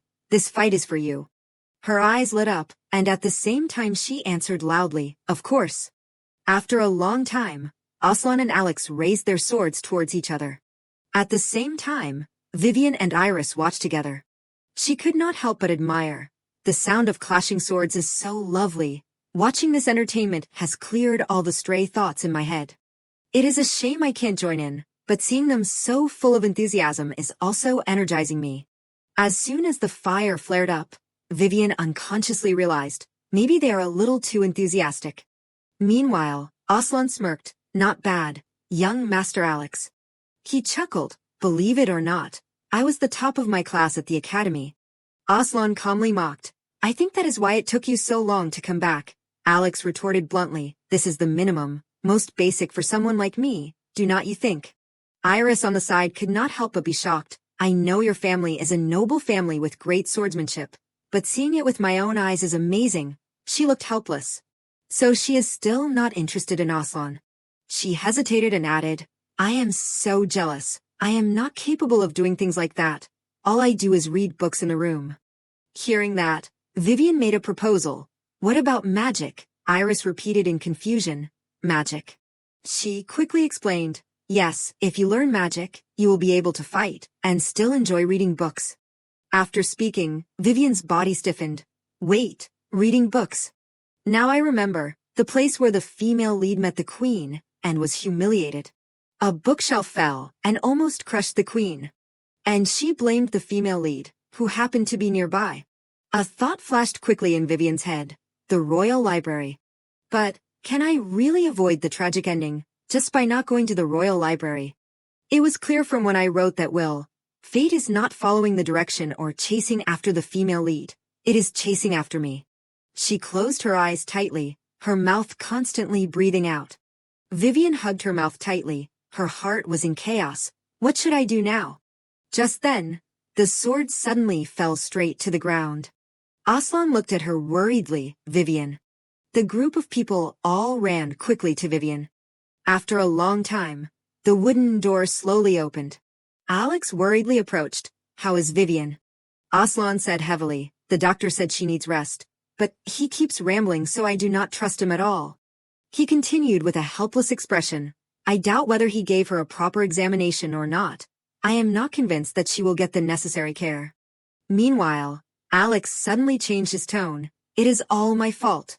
He looked self-reproachful. I went abroad for her benefit, but in the end, it only made things worse. Alex continued, his voice heavy. Perhaps she hid her illness, because she did not want me to worry. He gave a forced laugh, and here I am, her brother, being taken care of by her instead. I am so ashamed. In that instant, the entire space fell into silence. Oelon placed his hand on the door. He blamed her inwardly. Vivian, you are always so selfless to the point of being foolish. Perhaps that is what made me fall for you in the first place. But I do not want you to suffer anymore, so please wake up. I have something I want to give you. At the same time, Vivian kept turning over. She kept groaning. It hurts too much. How painful would it be for someone to die in prison? I do not want to imagine. It is funny that I was once willing to die, but now I am doing everything to survive. Looking back, things never worked out when I tried to run, but when I faced it, somehow I got through it. If so, can't I turn this crisis into an opportunity? Beside her, the maid asked worriedly, Miss Vivian, do you need anything? She leaned up, her voice weak. No. Can you send a message to Oelon for me? Tell him that, no matter what. Vivian looked directly into her eyes. You must also trust me. Vivian expressed herself earnestly for the first time. Can you send my message to Oelon? Tell him that no matter what, he must trust me. Immediately afterward, the maid immediately relayed the message. Hearing that, Oelon slightly curled his lips. Vivian, are you saying that to put my mind at ease? He closed his eyes slightly, followed by a train of thought. All right, perhaps I forgot for a moment. That no one is as upright and strong as you. The next morning, Iris asked worriedly, Vivian, are you okay? Her lips smiled gently. Yes, I think I got over something that made me tired yesterday. I feel better today. She breathed a sigh of relief. Thank goodness. Seeing that, Vivian did not forget to tease. Are you worried about me? Iris answered quickly without hesitation, of course. Her eyelashes fluttered slightly, her voice somewhat trembling. I am very sad that I can't do anything for you, and young Master Alex has cried a lot too. He suddenly moved closer, holding Iris's mouth tightly, then shouted loudly, Vivian. Iris looked angry. Good heavens, you startled me. Alex, he almost shouted. You said you were not that tired. You lied. Faced with the questioning, Vivian smiled awkwardly. I am sorry, Alex. I did not mean to make you worry again. Alex suddenly hugged her tightly. He said, almost crying, do you know how worried I was? Seeing that, Vivian helplessly responded, what are you doing, Alex? It is too embarrassing. Iris could not help but admire. Really, what a heartwarming scene. Just then, Oelon approached and interrupted. Young Master Alex, can you give us some time? I need to talk to my fiancé privately. Just as the door was about to close, he tried to reach out. Wait. Over on this side. She looked curious. What do you need to tell me? Oelon did not explain. He suddenly made a proposal. Can you close your eyes first, Vivian? She could not help but feel a little doubtful. Close my eyes. Vivian closed her eyes. Her heart was slightly uneasy. What is he planning to do? Meanwhile, Oelon quietly moved closer to Vivian. His hand reached for her white neck. After a while, Oelon spoke softly. You can open your eyes now. Around Vivian's neck was a necklace made of gemstones. She could not help but feel a little surprised. This is. Seeing Vivian's reaction, he smirked. I thought it would suit you. Do you like it? She gently touched the jewelry. It is so extravagant, and this is not even a special occasion. Maybe Oelon is playing the kind image, but he is nothing like in the original story. He even agreed when I asked for something with a pitiful face, even if he did not want to. Maybe he is not a bad person. Well, I will just go along with it, at least until I find a cure. Afterward, Vivian looked at him and smiled. This necklace is so beautiful. Thank you for everything, Oelon. In that instant, her face lit up like a fairy descending to earth. Right now, his heart started beating wildly. Oelon turned away. He did not forget to complain. You are always testing my ability to restrain myself, Vivian. Only to see Oelon cover his mouth tightly. I can't take it anymore. She put on a dazed expression. Did I say something wrong? I need to fix it, Vivian hastily explained. I am not just talking about the necklace. I am also very grateful that you came here with me. Her voice softened. Thanks to you, I was able to fight back against Father, and I was very happy to see my beloved family again. Saying this, Vivian frankly admitted, when I was at your mansion, I said I was fine, but I guess I really felt a little lonely. After speaking, she opened her mouth and chuckled. Just then, Oelon suddenly leaned over and hugged Vivian tightly. Her eyelashes trembled, her heart kept contracting. I only said that to ease the situation. But that is not a lie. I am definitely the villainous Elanora. Also wants this happiness. She had nothing after her tragic death in the original story. But if I, now her, can bring her storyline to a close, will that comfort her somewhat? At that moment, the fire began to burn, bringing a warm breath. At the same time, Vivian slowly approached the fireplace. Alex suddenly called her name, Vivian. She quickly replied, yes. Then he seriously made a proposal. Want to run away with me? Vivian's face stiffened. What? So suddenly, Alex replied calmly, not sudden at all. If anything, it is already too late. Not finished, he continued. My academy is famous for its medicine. If I request it, maybe they will help cure your illness. Hearing this, Vivian looked worried. What about Elanora? Alex declared without hesitation. I do not care, as long as you are alive. He firmly continued. Wherever we are, that is Elanora, right? After a moment of silence, she slowly spoke. Thank you for the offer, Alex, but I think I will stay here. Vivian frankly admitted, His Highness has promised to cure my tuberculosis no matter what, so I think we can stop worrying. Alex frowned, his eyes sharpened. Prince Oelon said that. She calmly replied, batting her eyes, as if deliberately teasing him. Yes, if you do not believe me, go ask him yourself. Vivian's voice choked up. Besides, Elanora was left to us by Mother, so you and I should protect it to the end. Alex's face trembled slightly, remembering the deceased woman, Mother. She said half-jokingly, the corners of her lips curved, trying to pull Alex back to reality. So hurry up and graduate so you can start learning to be an heir. He helplessly replied, if you insist.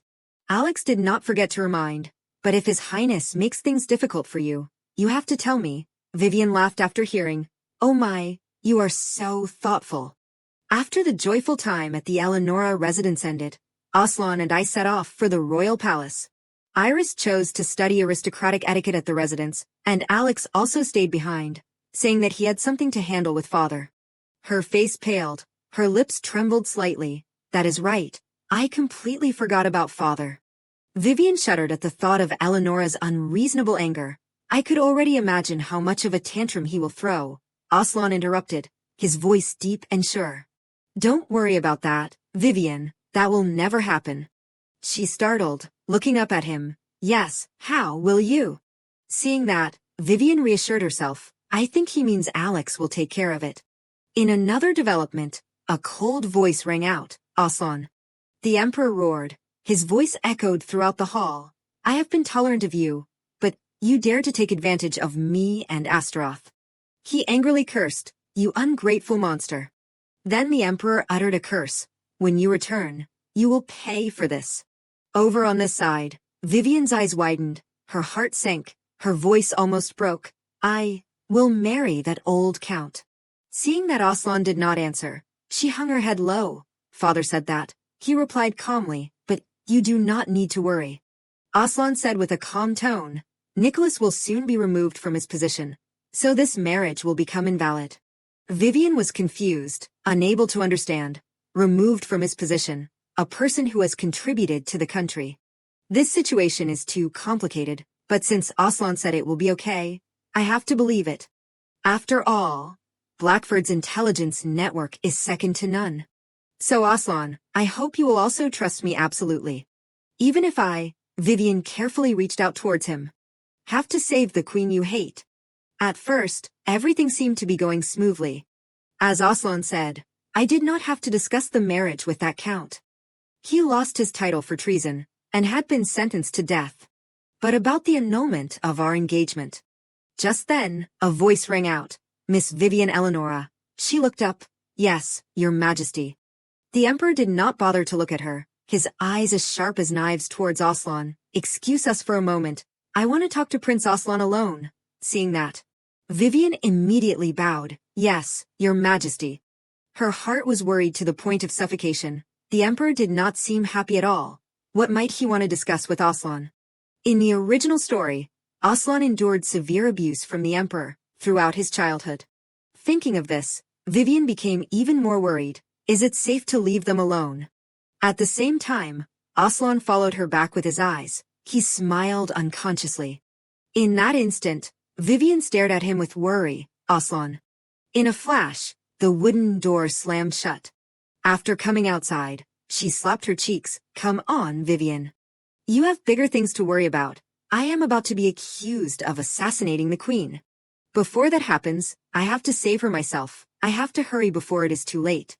The Emperor almost yelled, You arrogant fool. How dare you cause the country's hero to lose his power? He suddenly slapped Oelon directly in the face. Are you crazy? He replied softly, his voice light but as sharp as a knife. Your Majesty, you were also not happy with the Count expanding his faction, were you? Oelon slightly curled his lips, as if mocking the Emperor's powerlessness. Even if I act, if you look the other way, he will still have power. Hearing that, he angrily gritted his teeth. The Emperor hissed, finally revealing your brutal nature. It seems I have been too kind to you lately. His hand tightened on the mithril whip and ordered, Kneel down. Hearing that, Oelon slightly raised his eyebrows as if not yielding. Afterward, he knelt on the ground. He coldly swung the whip, only to see the Emperor's eyes widen like a beast. Before the blows, Oelon gritted his teeth, trying to suppress the scream. He gritted his teeth, uttering a heavy curse. You are truly evil. You are not human. He lowered his head, his lips blooming into a beautiful but distorted smile. full of provocation. I am very, very honored, Your Majesty. The emperor choked in anger. You. After a while, he spoke coldly. Not just that. The emperor's voice turned cold. How do you intend to explain the Duke Elanora incident? He replied, showing that he did not care much. Did he say something? He enunciated each word. He came to me in fear, begging me to restore his daughter's engagement to you. Then confessed that he had been threatened by the demon of Asteroth. Saying this, the emperor asked sternly, Oelon, did you unleash the power of the curse? Before his question, he remained silent, without replying even a word. The emperor leaned forward. Answer me. Tell me why you are so obsessed with this marriage. In Oelon's heart echoed a naked truth, stubborn and painful, because I love Vivian. But he won't understand. The emperor and the duke are all narrow-minded fools. But if I persuade them, I must think their way. After a moment of silence, he replied loudly, I see potential in Vivian Elanora. Hearing that, the emperor continued to interrogate. Potential? What potential? That girl is about to die of tuberculosis. Oelon said slowly, she has the power to suppress the curse of Asteroth. He looked doubtful. Are you sure? He replied indifferently, yes, perhaps. Oelon declared loudly, she is the one who can end this curse. To concentrate power in the royal family, weakening Elanora's faction is necessary. The emperor could not help but feel a little skeptical. You say you knew this important fact, right before her impending death. Just at this moment, he suddenly shouted, Vivian. Oelon once again affirmed, Vivian will not die, because I will do everything to save her. Finally, he placed his hand in the middle of his chest and begged, so, please restore the engagement, Your Majesty, Asteroth needs her. Just then, Vivian was still standing in front of the golden door. She pursed her lips. It seems I arrived here before the queen. I have to pretend to accidentally meet her. Preventing the queen from entering the royal library seems impossible. It will only make me more suspicious. According to the original story, the bookshelf that fell was in the magic book section. My only chance is to lure the queen somewhere else. Vivian grumbled softly, her shoulders drooping. This is such a headache. Why does not the original story include the solution? Maybe I should have pretended to be sick and stayed in Oelon's residence. Suddenly a deep, dignified but not cold female voice rang out behind her. Vivian Elanora. Hearing that, she hesitated to turn around. That voice is from. A familiar feeling flashed through Vivian's mind. The queen. She hurriedly bowed. Greetings, Your Majesty the Queen. She slightly tilted her head to observe, her eyes deep. The queen faintly felt a little sorry. She looked weaker than when they first met. And her face was full of worry. Clearly her health was not good at all. Why is Johannes paying attention to a young lady like that at this time? The queen spoke first. Are you coming to the library? Feel free to go in. Vivian smiled awkwardly, Your Majesty. She did not forget to remind, if you are here to find magic books, please be careful. She looked skeptical. Why is that? Vivian swallowed, her inner self almost screaming, because the original story said so. But I can't say that to her. I know outdated knowledge is the cause, but with my limited power, I can't find evidence to prove it. Thinking of this, she came up with a last resort, so I will make up a reason. After a moment of silence, Vivian slowly spoke. I once heard that accidents often happen in places with magic books, because of leftover magic. That is why I gave you a warning, Your Majesty. Just then, a voice suddenly rang out. She said accidents. The head librarian interjected. There has never been such an accident in the Royal Library since it opened. He continued rambling. The only way I can see it is if someone set a trap. Vivian narrowed her eyes slightly. What is with this tone? Seeing that, she hurriedly explained. I am just looking out for Your Majesty's safety, the Queen bluntly said. That is not necessary.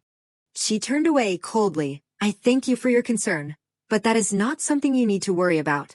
Seeing that, Vivian secretly shed tears. This is not easy at all. She unconsciously followed the Queen's back with her eyes, a strange feeling rising in her heart. In the original story, the bookshelf suddenly fell, but it did not look bad enough to fall like that. So, what exactly is the reason? Vivian's eyes were glued to the maid. What book are you looking for? She looked hesitant. Forgive me, miss. The maid spoke cautiously. I am looking for the book that Her Majesty mentioned, but I am not familiar with advanced magical language. She thought to herself, me too. Immediately afterward, Vivian made a proposal. I will help you find the book. She politely replied, really, thank you. She cursed herself inwardly. Vivian, you are so stupid. You do not have time for this. Just then, Vivian's body suddenly stiffened, as if electrocuted. Vivian stopped. Her eyes stopped at the object in her hand, powder. Her scalp tingled.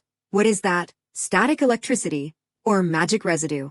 The maid asked worriedly. Miss Vivian, are you okay? Vivian quickly put the book forward to hide the panic. Yes. Is this the book you are looking for? She lowered her voice. Thank you very much, Miss Vivian. After finishing the task, the maid turned to leave. Vivian shook her hand slightly. She could not help but admire. What strong static electricity. Vivian suddenly widened her eyes. Wait, this has happened before, has not it? The scene of Vivian and Oelon walking around the city was replayed. She suddenly flinched. He called worriedly, Vivian. Vivian could not help but feel a little confused. What is it? Oelon softly explained. It is a magic stone exploding. When magic power is transmitted into it, it will explode after a certain time. It is so strong that even people without magic power will feel a stinging pain when touching it. After speaking, he turned to look coldly. Why did not you put up a warning sign? The shop owner looked flustered. I am sorry. Returning to reality, Vivian's heart pounded. Magic stone. No, who could have brought it here? Over on the side, the queen interrogated coldly. Where did you find it? The maid honestly confessed. Miss Vivian found it in that bookshelf over there. Seeing that, she immediately ordered, all right, show me where. At the same time, the queen stepped closer to Vivian. She cast a wary eye toward the bookshelf. Could it be? Just then, a surge of spiritual power suddenly appeared. Realizing the dangerous situation, she immediately shouted, Your Majesty, do not come over here. The queen looked puzzled. Miss Vivian. What are you doing? She looked up at the swaying bookshelf. From inside a partition, a crystal was revealed. Before that scene, the queen's body almost stiffened. At that moment, a series of objects kept falling down. Witnessing that scene, Vivian rushed over without thinking, Your Majesty, only to see her hug the queen tightly with her body. She was almost distraught before the horrific scene. After a while, the dust gradually dissipated. At the same time, Vivian scrambled to get up from the rubble. The maid screamed in horror, Your Majesty. Over on the side, she asked worriedly, Are you okay? Your Majesty, the queen said weakly. What just happened? She looked over at the pile of books. The bookshelf suddenly fell. The maid beside her hastily suggested, Your Majesty, I will call the royal physician right away. Please wait. Just at this moment, the head librarian suddenly spoke. Wait. He asked suspiciously, What is that light from your dress? She said in a trembling voice, Light. Only to see the maid's skirt emitting a blue light. The head librarian immediately made a proposal. Let me see what that is before you go. She looked anxious. You must be mistaken. I have nothing in my pocket. Afterward, the maid took out 2 magic stones. Vivian widened her eyes in surprise. Exploding magic stones. She pretended to be ignorant. What are they doing here? He suddenly changed his tone. With all due respect, Your Majesty. The head librarian announced loudly, I am afraid this is not a simple accident.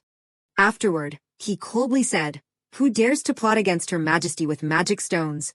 The maid frantically struggled. Your Majesty, it was not me. Vivian looked over at the queen. All the attention was on the maid.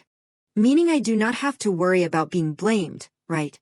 But, if the maid is the culprit, why not run away? There are too many things that do not add up to be dismissed so simply. Like the female lead in the original story, being wrongly accused in a strange way. Just at this moment, she suddenly ordered, Take her to the torture chamber.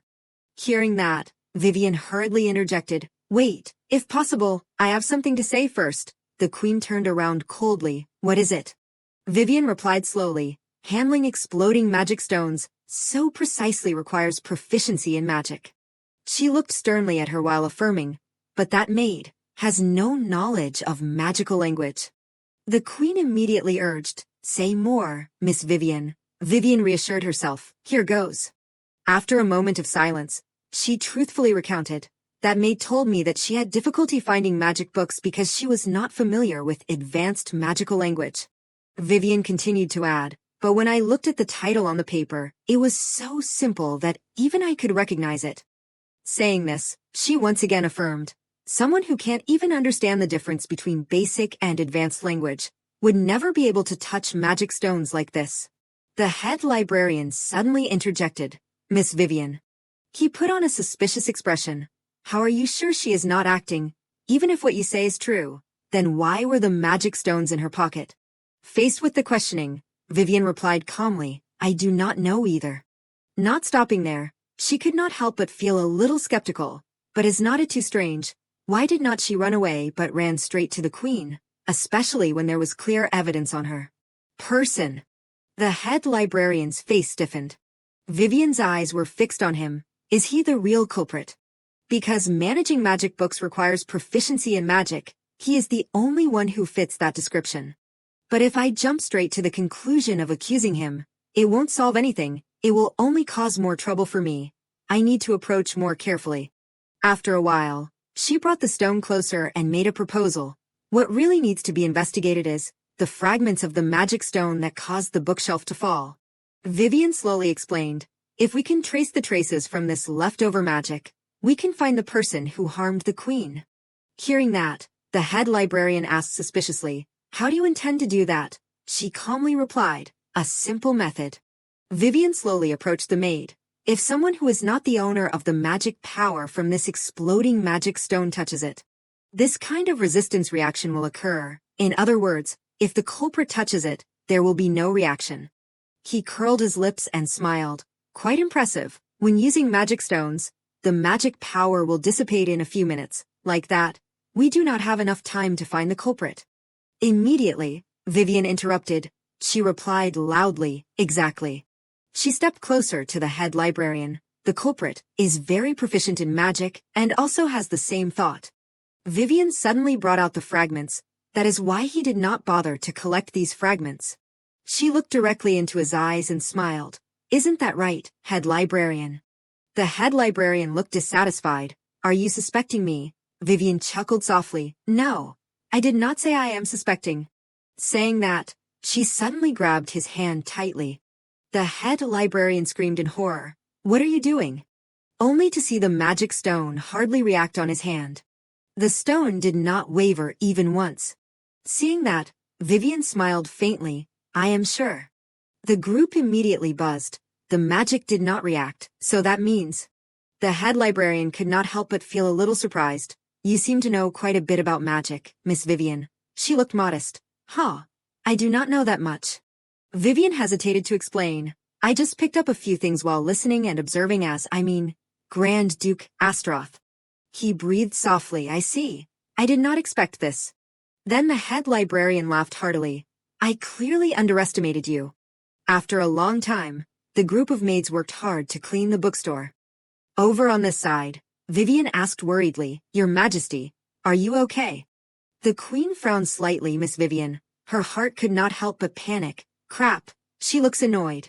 Did I go too far? I accused the head librarian of the royal palace of an extremely heinous crime. I was too reckless. I should have kept my mouth shut until I left the royal palace. She suddenly asked a question, Miss Vivian. Why are you here? The queen spoke authoritatively. I heard you came with Oelon today. She quickly replied. His Majesty was worried about my health, so he allowed me to come early. She put on a look of pity. Being someone facing a terminal illness, her remaining time must be very precious. But, the sight of Vivian shielding her with her body was very clear. The queen suddenly ordered, Raise your head, Miss Vivian. She suddenly changed her tone. I will continue to observe you. Hearing that, she put on a dazed expression. Vivian's heart was slightly confused. Observe me. In that instant, she unconsciously imagined. The queen said coldly, I will observe whether you behave properly or not. Vivian unconsciously felt a chill. Now I have two people monitoring me. First Oelon, now the queen. She hurriedly reassured herself. Impossible. I am imagining too much, right? In another development, The sound of footsteps echoed, only to see Oelon and two guards moving. He suddenly stopped, hugging his chest tightly. One person spoke. "I thought I smelled blood somewhere." Johannes smirked, as expected. "It is you, Oelon." Oelon slightly raised his eyebrows. He said in a heavy voice, "Johannes." Seeing that, he just smiled, his eyes shining clearly. Johannes looked pained. "Really, now, I am so hurt. We meet again after a long time, and you greet me with that scary look. What do you want?" Then he smiled faintly. "Nothing. I am just simply concerned. What kind of brother would turn a blind eye?" Johannes pointed at his chest, when his younger brother is bleeding so much. He emphasized each word heavily. "You brought this mess on yourself for using the curse recklessly, and now you shamelessly push the consequences onto others." Johannes asked sternly, "How far do you intend to disgrace the royal family?" Hearing that, Oelon laughed softly. "You have no right to speak, Johannes. Pushing the dirty work onto others is your hallmark, is not it? Don't change the subject, Oelon." He angrily roared, "I am really asking you." Just then, Vivian's voice rang out, "Greetings, Crown Prince Johannes." Johannes immediately reacted, "Miss Vivian." She quickly observed Oelon. "I had a bad feeling, so I rushed over, but Oelon looks even worse than before. Something must have happened." Johannes smiled at her. "Gentle but cold. Long time no see, Miss Vivian. Do you feel better now?" She politely replied, "Yes." He pretended to sigh in relief. "I am so glad to hear that. I could not feel at ease, because the last time we said goodbye was like that." Vivian complained inwardly. "And whose fault is that?" Immediately afterward, Johannes made a proposal. "If you are done with your work, why do not you come to my palace? This time, I will welcome you warmly." Oelon coldly interrupted, "I know. Thank you." He immediately questioned, "I am asking Miss Vivian." He calmly replied, "Vivian is too considerate to refuse an offer, even if she knows she can't." Over on this side, she thought to herself, "I should separate these two first." Vivian lowered her head, as calm as possible. "Excuse me, but I still have things to do today. If you invite me another time, I will gladly accept." Hearing that, Johannes sighed. "What a pity. Then next time I should send you a formal invitation." She replied gently, "Thank you, Your Highness." Johannes stopped. He suddenly called, "But, Miss Vivian." Then Johannes looked serious. "It seems you have been getting along quite well with Alan lately." Not stopping there, he continued, "If so, are you aware of Oelon's true nature?" His face twitched slightly, his eyes narrowed. At the same time, Vivian widened her eyes to look at Johannes. She could not help but feel a little confused. Why would he ask me that? Has he somehow discovered that I know about the curse? That is right, I need to say something, but my mind is completely blank. Seeing her reaction, he curled his lips and smiled. After a while, Johannes chuckled. "I am just simply thinking about what we will discuss during tea time. Do not you think your fiancé's childhood would be an interesting topic?" Saying that, he turned around and walked away. "Until next time, Miss Vivian." Meanwhile, Vivian cursed inwardly, "Johannes, you cunning bastard. He has planned to drag me to hell from the front. To him it may be fun as a game, but to me it is a matter of life and death. One wrong move, and Oelon will kill me." Just at this moment, Oelon suddenly approached Vivian. She turned to smile awkwardly. "The Crown Prince is quite mischievous, is not he?" "Right." Oelon suddenly leaned on Vivian's shoulder. Her eyes stopped on the bloody shoulder. "This is not. Is that blood?" After a while, Vivian screamed, "Wake up, Oelon," only to see the blood stain his chest red. She could not help but feel a little dissatisfied. "Good heavens, how can you do this to people?" Oelon said weakly, "It is okay. I am used to it now." Vivian frowned slightly. "So the bad feeling I felt earlier was real. I can't stop feeling guilty. Now, I should do what I can do." Then she made a proposal. "Take off your clothes, Oelon." He exclaimed in surprise. "Huh?" Vivian explained with dissatisfaction. "I have to give you first aid and change your clothes." She did not forget to reassure her. "Don't worry, I won't call anyone else." Then Oelon calmly proposed. "Then why do not you take them off for me?" Vivian almost screamed. "Me?" He started groaning. "It hurts a lot to move, so I can't take them off myself." Seeing that, she had to compromise. "Then I guess there is no choice."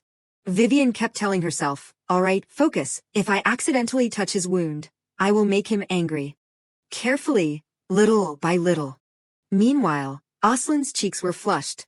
Vivian looked at him with pain. It is worse than I thought. She worriedly suggested, maybe it is better to call the royal physician. Oelon suddenly refused. No, only you are enough. He lowered his voice. I do not need anyone else, Vivian thought to herself. He is more vigilant than usual. Again, anyone here can report back to the crown prince. She carefully took disinfectant. Now I will wash the wound. Seeing Oelon groan, Vivian snapped with dissatisfaction. Endure it. It will be over soon. He suddenly spoke. I seem to always show you my weakness. Oelon moved closer. Are you not bored of me? Hearing that, she soothed softly. Please do not say that. Everyone has moments of weakness, and at times like these, accepting help from others is the right thing to do. And somehow, Oelon's difficult, lonely childhood reminds me of myself. I know what it feels like to try and endure everything alone. That is why he feels more pitiful to me. At the same time, he reached out to her. So, will you stay with me, Vivian? Oelon hugged Vivian tightly. His voice sounded like a sob. Even if I am not perfect. She chuckled softly, of course, inwardly thinking, now, I will comply. It feels like what he needs most right now is reassurance. When we return to Blackford, he will go back to being his normal self. And he will forget all about this, right? At a mansion, the place was tinged with gray. Vivian's father suddenly disappeared one night, without saying a word. Was eventually found dead on the mountain. The cause was said to be a falling accident. His funeral was held privately with only a few family members present.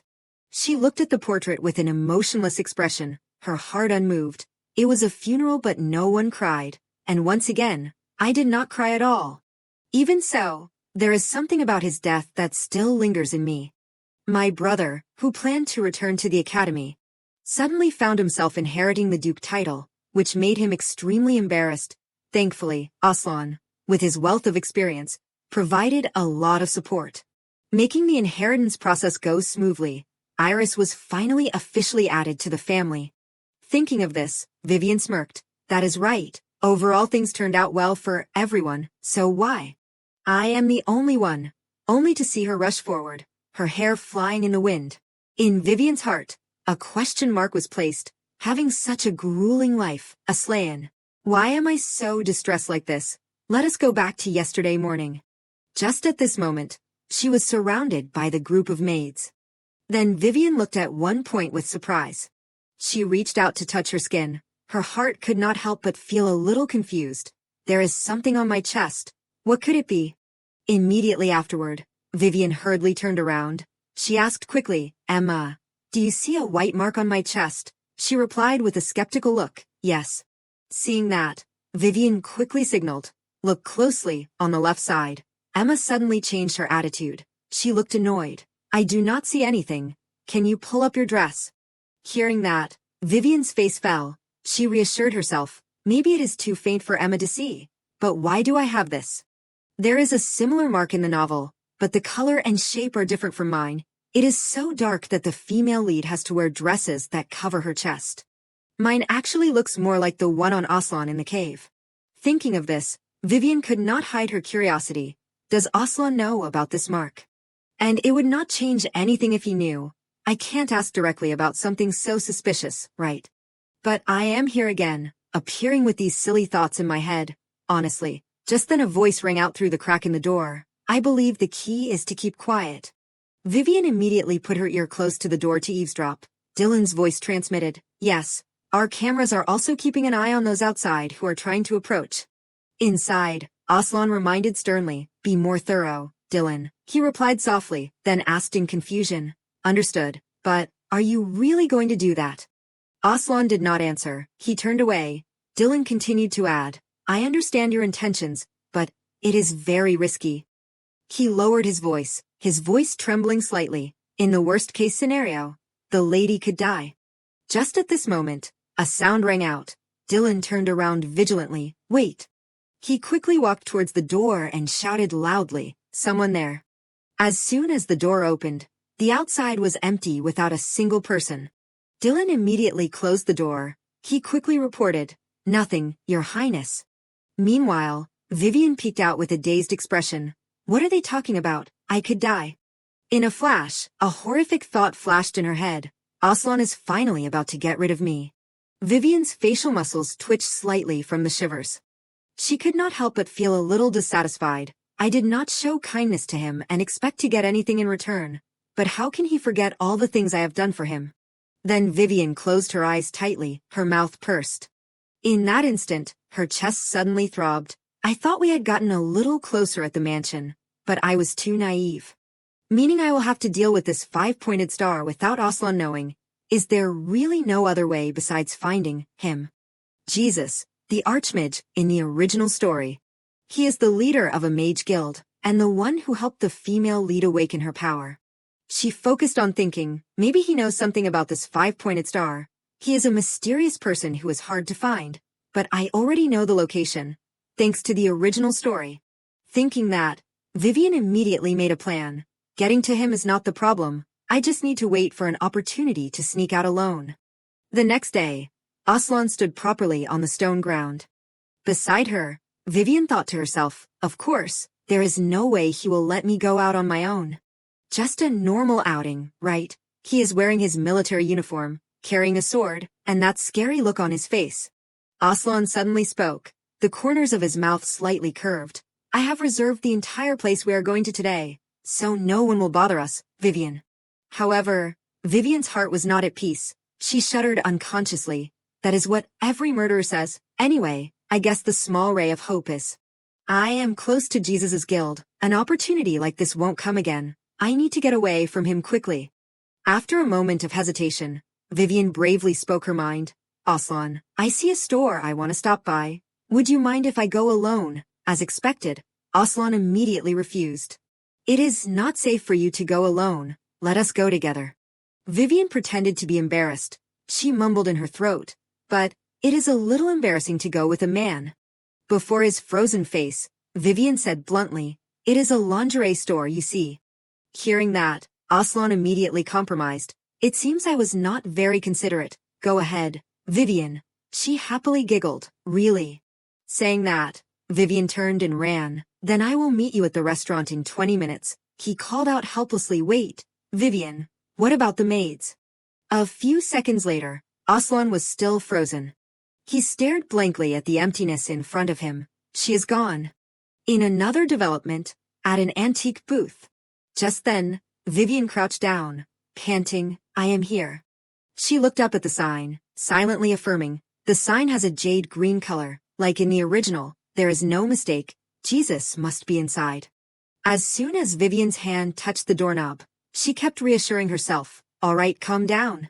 A creaking sound rang out. Vivian's eyes lit up. She looked around the room. At first glance, there was nothing remarkable in here. But, just then a figure slowly moved towards Vivian. Her face turned serious. This is a mage guild, where illusion has become an instinct. Anyone who judges by appearances is fooled. Just then, Jesus suddenly appeared. He asked with goodwill, this is not a place for a respectable lady like you. Are you lost? Then Jesus looked directly into her eyes, his mouth curving into a sinister smile. Seeing him, Vivian unconsciously smiled. So I have come to the right place. In that instant, an image appeared clearly in her mind. It is Jesus. Returning to Jesus, he still maintained his friendly expression.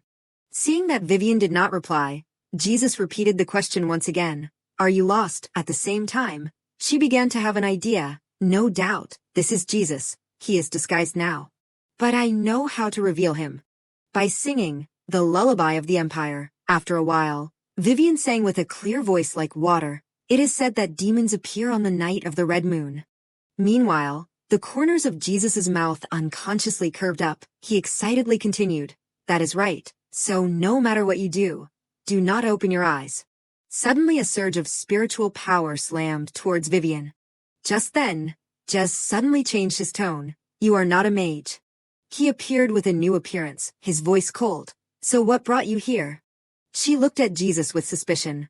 We are suddenly in another place. Is this the ability of an archmage? Vivian quickly replied without thinking, I want you to look at the magic circle on my body. He repeated with a look of suspicion. Magic circle, but I can't feel anything.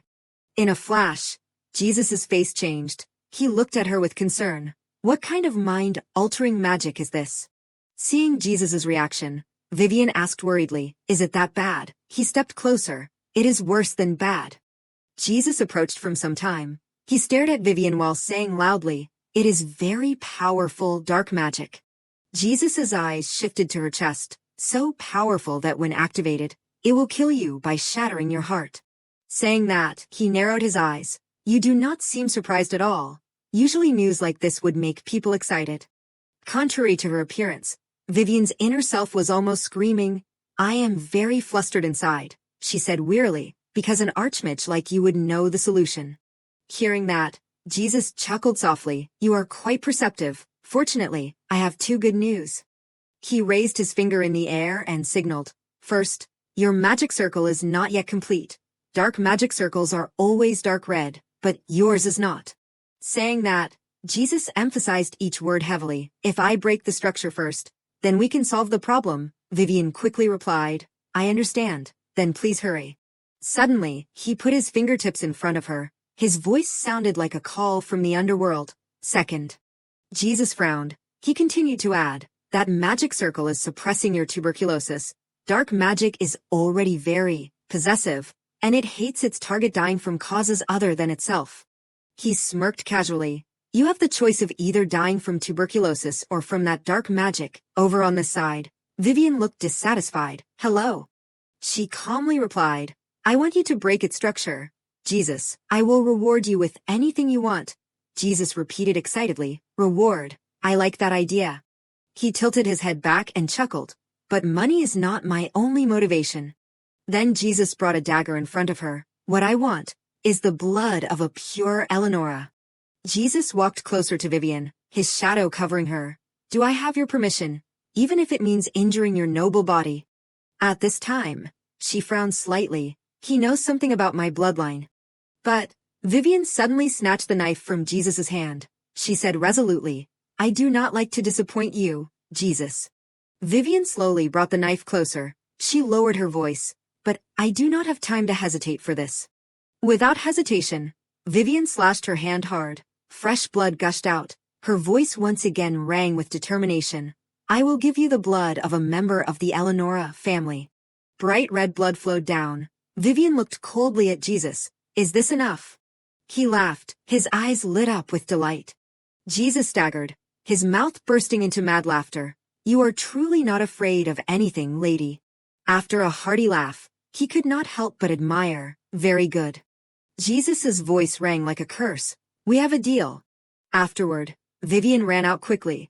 She kept thinking, I have cast a healing spell on the wound, but do not try to hide it from the Grand Duke. A swordsman mage of his caliber will definitely recognize the leftover magic power. Before that, Jesus did not forget to remind, and deciphering the structure will take time, so be patient. Vivian could not help but shout as if lamenting, everything is so tiring. Over on this side, Oelon sat motionless. She could not help but feel a little stunned. Oelon, he is waiting for me. Dylan looked at Oelon, his eyes darting around as if probing. Are you worried, Your Highness? He coldly said. Do I look worried? He gave a forced smile. Yes, when you smiled just now, you looked very threatening. Dylan lowered his voice to reassure. It will be okay, Your Highness. You have been practicing the dance I taught you very diligently. He began to instruct, his body demonstrating each movement. Approach her with a charming dance, and make her look forward to it by pretending to give a rose. Finally, Dylan said firmly, like a love expert, guarantee this is a successful proposal. Oelon lowered his head, his face cold. Are you sure Vivian said she likes these things? He quickly replied, of course. Dylan excitedly recounted, I asked her about this dance, pretending it was for a friend of mine, and she said she recognizes the effort and she likes it. Saying that, he chuckled softly, so you will definitely succeed. In that instant, her name kept repeating in his mind, Vivian. I know you are still resisting our engagement, but I can't delay any longer. Even after being examined by the most famous doctors, your condition has not improved. So the only way to make you survive by my side is to use that mark. When the ritual is completed, the bond that makes the magic beast and its mate share a lifespan, meaning Vivian cannot die before I die. Dylan interjected, his voice worried. What if you die? In the worst-case scenario, the lady could also die. He almost yelled, this is too risky. Thoughts rose in Oelon's mind. Dylan is right. With countless enemies surrounding me, I can't deny this is a risky choice. But I can't sit still and hope Vivian endures everything alone. That is why we must quickly have the engagement ceremony. Suddenly Vivian's voice interrupted the train of thought. Sorry, Oelon. She bowed, panting, I am late. He stood up worriedly. Vivian, did you run because you did not want me to wait? Oelon frowned slightly, quickly reaching out to support Vivian. I should have come to pick you up myself. She forced a smile. I am fine. He looked directly into Vivian's eyes. No, you are not. Now sit down and rest. Just at this moment, Oelon's eyes stopped on her bandaged hand. He could not help but feel a little suspicious. What is this wound? Vivian, it faintly emanates magic power. Vivian swallowed hard. He noticed right away. I need to make up a reason. She began to tell, trying to keep her voice natural. Something happened on the way here. A woman stopped me and asked me for help. Vivian looked serious. In the process, I was slightly injured, and she healed me with magic. Oelon was still suspicious. His face darkened. What happened? She continued to tell, trying to make the story funny. That is right. She said someone was flirting with her with a terrible dance and asked me to help her escape. Saying that, Vivian clicked her tongue in disapproval. It was so awful. He came up, shrugging and dancing, then pretended to give her a rose before stepping aside. It was extremely bizarre. Saying that, she could not help but laugh. Don't you feel sorry for her? If it was me, I would have run away. Just at this moment, Oelon lowered his voice. Vivian. She smiled awkwardly. Yes. His eyes locked on Vivian, his body pressed close. Tell me the truth. The entire space almost fell into a state of stillness. Vivian continued her act. She chuckled. Of course I am telling the truth. Seeing that, Oelon's face relaxed a bit. He replied softly. Is that so? I understand. Oelon turned to one side. I will go inside and tell them to bring out the food. Vivian breathed a sigh of relief. Great, it worked. She could not help but feel a little confused. But Oelon, why was Dylan dragged away? He replied calmly, just some work. Contrary to her worries, the outing with Oelon ended with a surprisingly peaceful meal. And before I had time to breathe, a new wind began to blow. The summer hunting trip, organized by His Highness the Crown Prince, will take place in a few days in the sacred forest. The presence of the two of you is a joy for the royal family. And we are very much looking forward to that day. Her hand tightened on the paper. Her inner self screamed, Johannes. Vivian closed her eyes tightly, her heart filled with resentment. The sacred forest. Finally the Crown Prince is doing it. The sacred forest. It is the sacred place where the first emperor rested, and is a private place never opened to anyone outside the royal family. The problem is that the sacred forest is permeated with anti-demon power, making it the worst place for Oelon, who is afflicted with the curse of Asteroth. At the same time, Oelon looked directly at her. Vivian, are you okay? You do not look well. He put on a sad expression. Maybe you should stay home. Seeing that, Vivian tried to raise her voice. Come on. How can I stay home while you are participating? In her heart a thought rang. What is worse is the deliberate poisoning of the queen took place right before the hunting festival, and because Oelon had no alibi, he was framed. Knowing this, how could I stay in the mansion? My tuberculosis medicine is in danger. Just then, the escort shouted to announce, we are almost there. Vivian's eyes widened in surprise. This is. Her eyes were completely immersed in the mountainous forest scenery, the sacred forest. Vivian gently touched her chest. She smiled. I feel like breathing is easier. Does the effect of anti-demon also reduce my tuberculosis? All right, I will seize this opportunity to try to overcome it. First, I need to keep Oelon away from the queen. Vivian smiled, bowed slightly, and was about to leave. Oelon, I will go to the camp and meet you later. Then suddenly he reached out to her. Wait. Oelon's eyes looked pleading, as if wanting to penetrate Vivian's calm exterior. Aren't you going to give me a good luck kiss? She startled, her face flushed like a rose caught in the sun. What? What are you saying? Saying that, Vivian turned her head in panic to look at the couples. She looked around at the people exchanging passionate kisses, thinking about it, everyone around. Vivian turned to look at him. That is right, if I just leave, it will be embarrassing for Oelon. If so, then I have no choice. She reached out to hold Oelon's cheeks and gave him a light kiss. In that instant, his cheeks flushed red like tomatoes. Amidst the romantic mountains and forests, the two lovingly embraced each other. After a while, Vivian moved her lips away from Oelon's cheeks. Her voice was as small as the breeze. Then, good luck, Oelon. He softly called her name, as if wanting to keep that moment. Vivian. Oelon said decisively, I will respond by catching the best hunt in this hunting party. The scene shifted to an extremely luxurious room. Vivian could not help but admire. No wonder it is so big. It used to be a mansion, but those who do not participate in the hunt will stay here. I wonder if the queen has arrived yet. In a small corner, a woman turned to discuss. Isn't that Countess Amelia? The person beside her excitedly speculated. It seems she plans to participate in this year's hunting party. At the same time, Vivian unconsciously turned to look in one direction. Wait, what? Vivian saw Amelia from a distance. She could not help but feel a little surprised. Countess Amelia. She is the real culprit who tried to poison the queen in the original story, and then blamed Oelon. She is not even trying to be cautious. Truly the audacity of someone who is the Emperor's mistress. Fortunately, everything seems to be unfolding like the original story. At this rate, Amelia will definitely put the poison in that paper into the champagne glass and bring it to the queen. So I just need to pretend to bump into the servant and secretly switch the glass before they take action. Then, I will need to sneak out. Just at this moment, a piercing scream rang out. Her Majesty the Queen, His Highness the Crown Prince has arrived. She immediately turned around to look behind. They are here. The Queen narrowed her eyes to look at Vivian. We meet again, Miss Vivian. Seeing that, she immediately lowered herself. Greetings, Your Majesty and His Highness. Johannes stepped forward. Are you well, Miss Vivian? Meanwhile, Vivian felt slightly uneasy. How strange. I can't believe the Queen approached me first. She asked curiously, Are you also participating in this year's hunting party? She lowered her voice, replying respectfully, Yes, but today I plan to stay here. Hearing that, Johannes once again interrupted. That is great. Vivian reacted with a dazed expression. Yes. He said calmly, Coincidentally, my mother's servants have gone to participate in the hunting party today. If you replace them to be by my mother's side, I will be very relieved.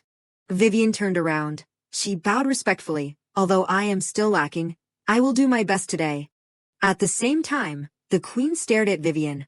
She looked slightly awkward. Is there something on my face?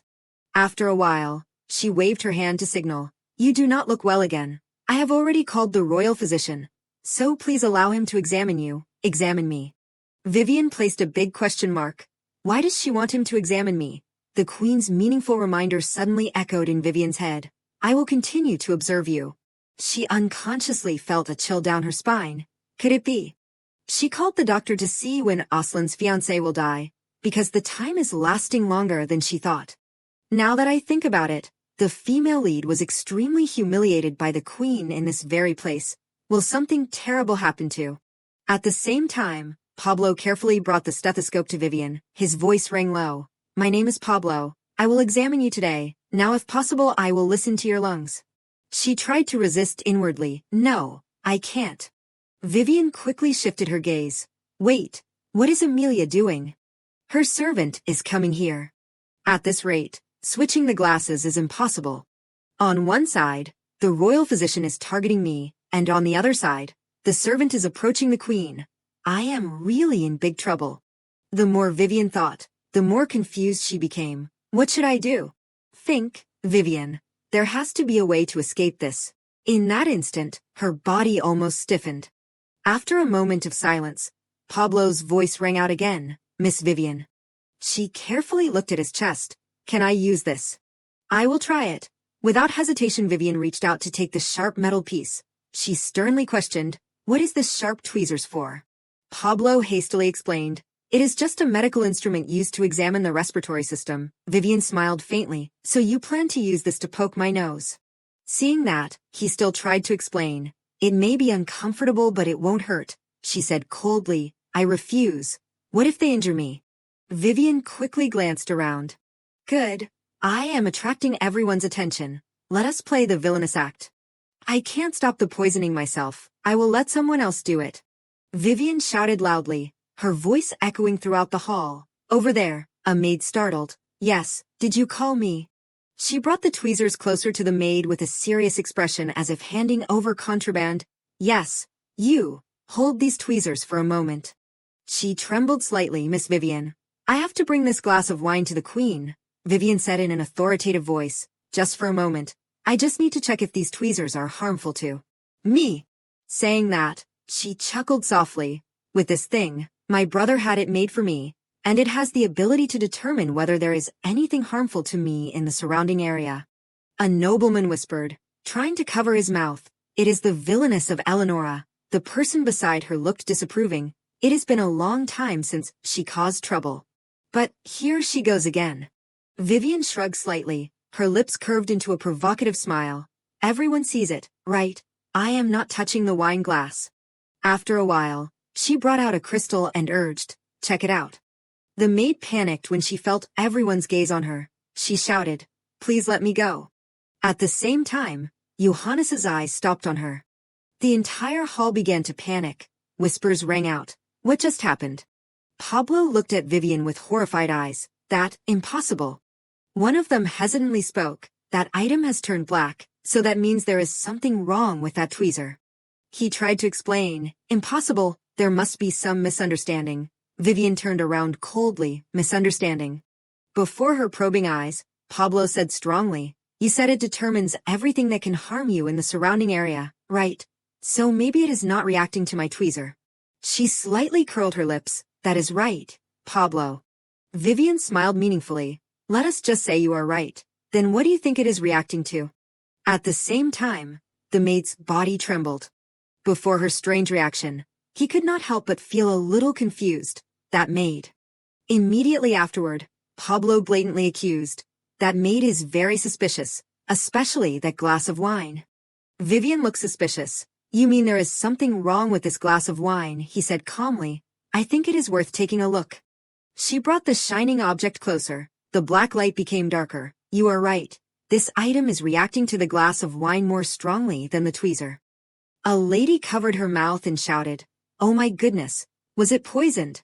She said she was going to bring that glass of wine to the Queen, right? Johannes's voice rang out strongly, shaking the entire hall. Tie up this maid immediately. He cast a cold eye on the perpetrator. I will personally interrogate her.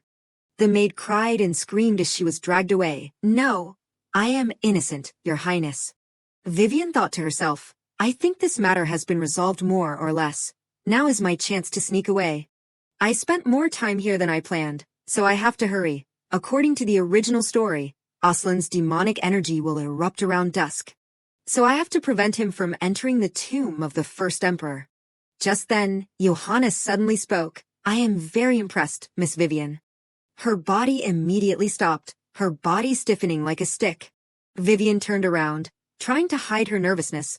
Why is that, Your Highness? His voice was full of meaning, your agility and humility. Johannes looked behind. You not only prevented the poisoning, but also pretended to confidently give credit to others while humbly stepping back. She could not help but feel a little shiver. As expected, it is not easy to fool the main villain.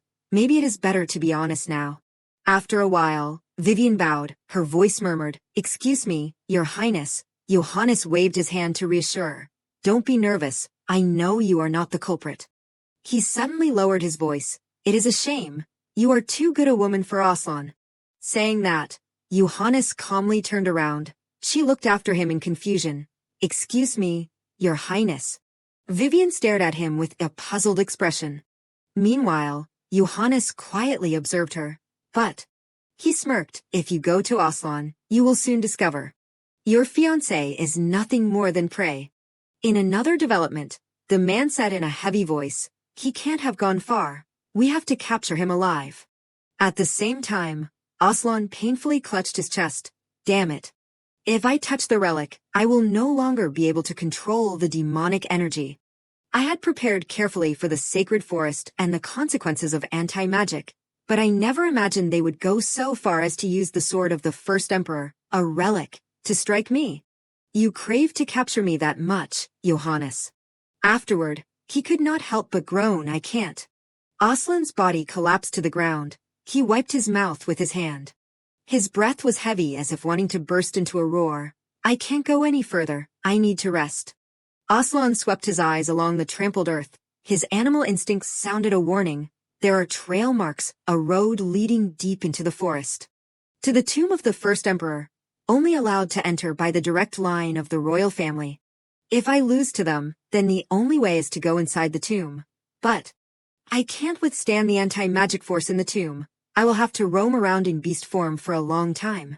Suddenly Oelon stopped. Her name rang out again, Vivian. I am sorry. I was planning to come back to you sooner, but it seems. He looked desperately into the void. I have to delay it. After a while, only to see footprints all over the ground.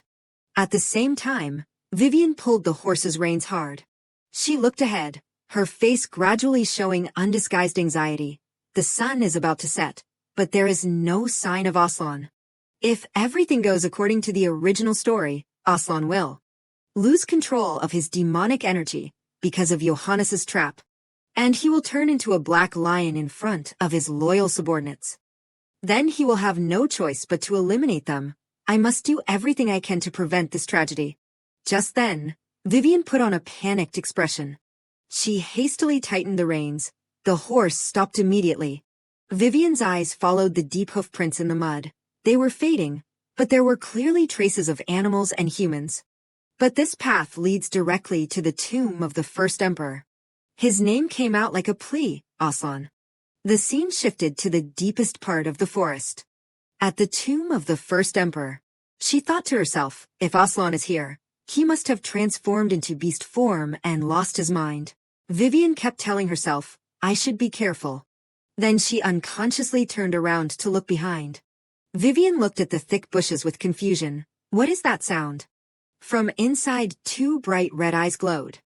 Before the sudden scene, she put on a stiff expression. Then suddenly Oelon roared, his body pouncing quickly towards Vivian. Immediately afterward, a scream rang out shrilly. Vivian opened her mouth to groan, standing still like a statue. Am I really about to be eaten alive? After a moment of silence, she dazedly opened her eyes. At this time, Oelon stood silently beside Vivian. Immediately afterward, he lay down on the ground. Vivian looked at the giant lion tilting its head, blinking like a kitten. Her eyes changed from panic to daze. What is he doing? Is it a ritual before eating? Although it looks no different from showing off cuteness. That is right. Vivian's special wild beast taming skill must have been activated. She laughed softly, breathing a sigh of relief as if just rescued from the jaws of death. I am alive. Applause for Vivian. In a flash, dark clouds gathered and covered the sky. Suddenly raindrops fell straight on Vivian's head. She groaned unconsciously. It is so cold. Vivian looked up at the sky. It is raining. So what should I do? The sun is about to set, and the air will be colder. Oelon suddenly gnawed at Vivian's clothes. She looked at him curiously. What is wrong? Vivian tilted her head to look at the door. You want to go in there? No way. Only direct descendants of the royal family can enter. She thought to herself, it seems like he wants to take shelter from the rain, but the divine power here is too strong. It could harm him. We should find a place. Suddenly Oelon rushed past Vivian. She shouted in a heavy voice, Hey, my sword. Vivian could not help but admire. Honestly, this giant lion is extremely stubborn. She ran after him.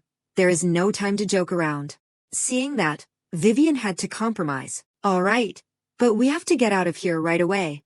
Inside, flames kept burning in the air. Vivian looked at the flames. She unconsciously smiled. Here it is. She did not forget to remind. Fortunately, I brought a torch. It is very dark, so stand close to me. Then Vivian looked back at him in surprise. Oelon. She asked worriedly, what is wrong? Are you getting angry? Or is it? Vivian almost screamed. Oh my goodness, you are bleeding so much. Her eyes clearly showed worry. His condition is so bad that he is bleeding. Even if Oelon insisted, I should not have come here. Vivian gently stroked him. I am sorry, it seems we should leave. Can you move? You can lean on me if you need. She moved closer while hugging Oelon. It is okay. In a flash, his eyes lit up. Oelon suddenly rushed forward. Vivian's thighs suddenly bled. Seeing that, he immediately reacted, his eyes shining brightly. At the same time, she stared dazedly at Oelon. Black Lion. Vivian smirked. Because of this, it is okay. I can heal with magic. She reassured him once again. So do not be afraid, I am fine. Hearing that, Oelon slowly moved towards Vivian. She reached out to him. Come a little closer. Vivian's eyes gradually shifted to a look of confusion. She called his name in horror. Black Lion. Oelon is going crazy. Before the beast that was gradually approaching, Vivian said in a trembling voice, Black Lion. At the same time, Oelon's inner self began to come alive. He frantically resisted. No. I will hurt Vivian again. Only to see his claws constantly scratching on the ground. Immediately afterward, Oelon turned and ran away. She reached out to him. Wait, come back. Vivian immediately followed. She could not help but feel a little worried. He is going straight to the tomb. Is he panicking? In that instant, her inner self frantically shouted his name, Oelon. Over on the side, the group of people had been waiting since some time. At a room with a very majestic wooden door. At the same time, Vivian burst into the room. She shouted, Lion. In that instant, Vivian's face stiffened, her eyes widened. She thought to herself, how strange, I did not feel anything when I was outside. So why do I suddenly feel uncomfortable? Vivian's eyes stopped on the symbol pattern, moreover. The symbol on the ceiling of the tomb. She looked around the room, the Elanora family symbol. The sword that defeated the demon, the symbol of the Elanora family, awarded as a mark of honor to the founder, who was a companion to the first emperor. She was the only one who believed in the emperor and fought alongside him, seeing this symbol on the tomb. Vivian placed her hand in the middle of her chest. She kept thinking, I wonder if the emperor wanted to be next to his friend, even in death. She tightened her hem. Her heart could not help but feel a little confused. Why is my chest so tight?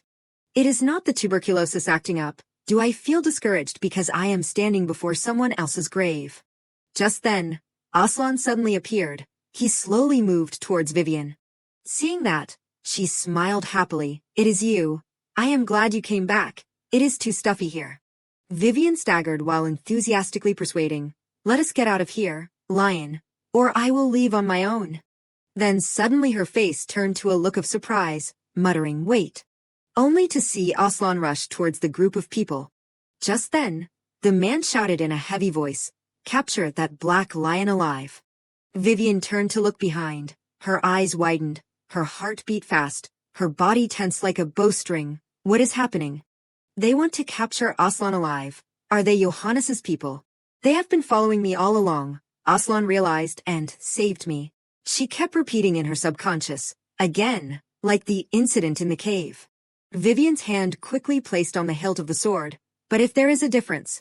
She swung the sword lightly into the air, her eyes fixed on the group of people. Then that is this time I have a sword. In that instant, Vivian's voice rang like thunder, get out of the way, Kitty.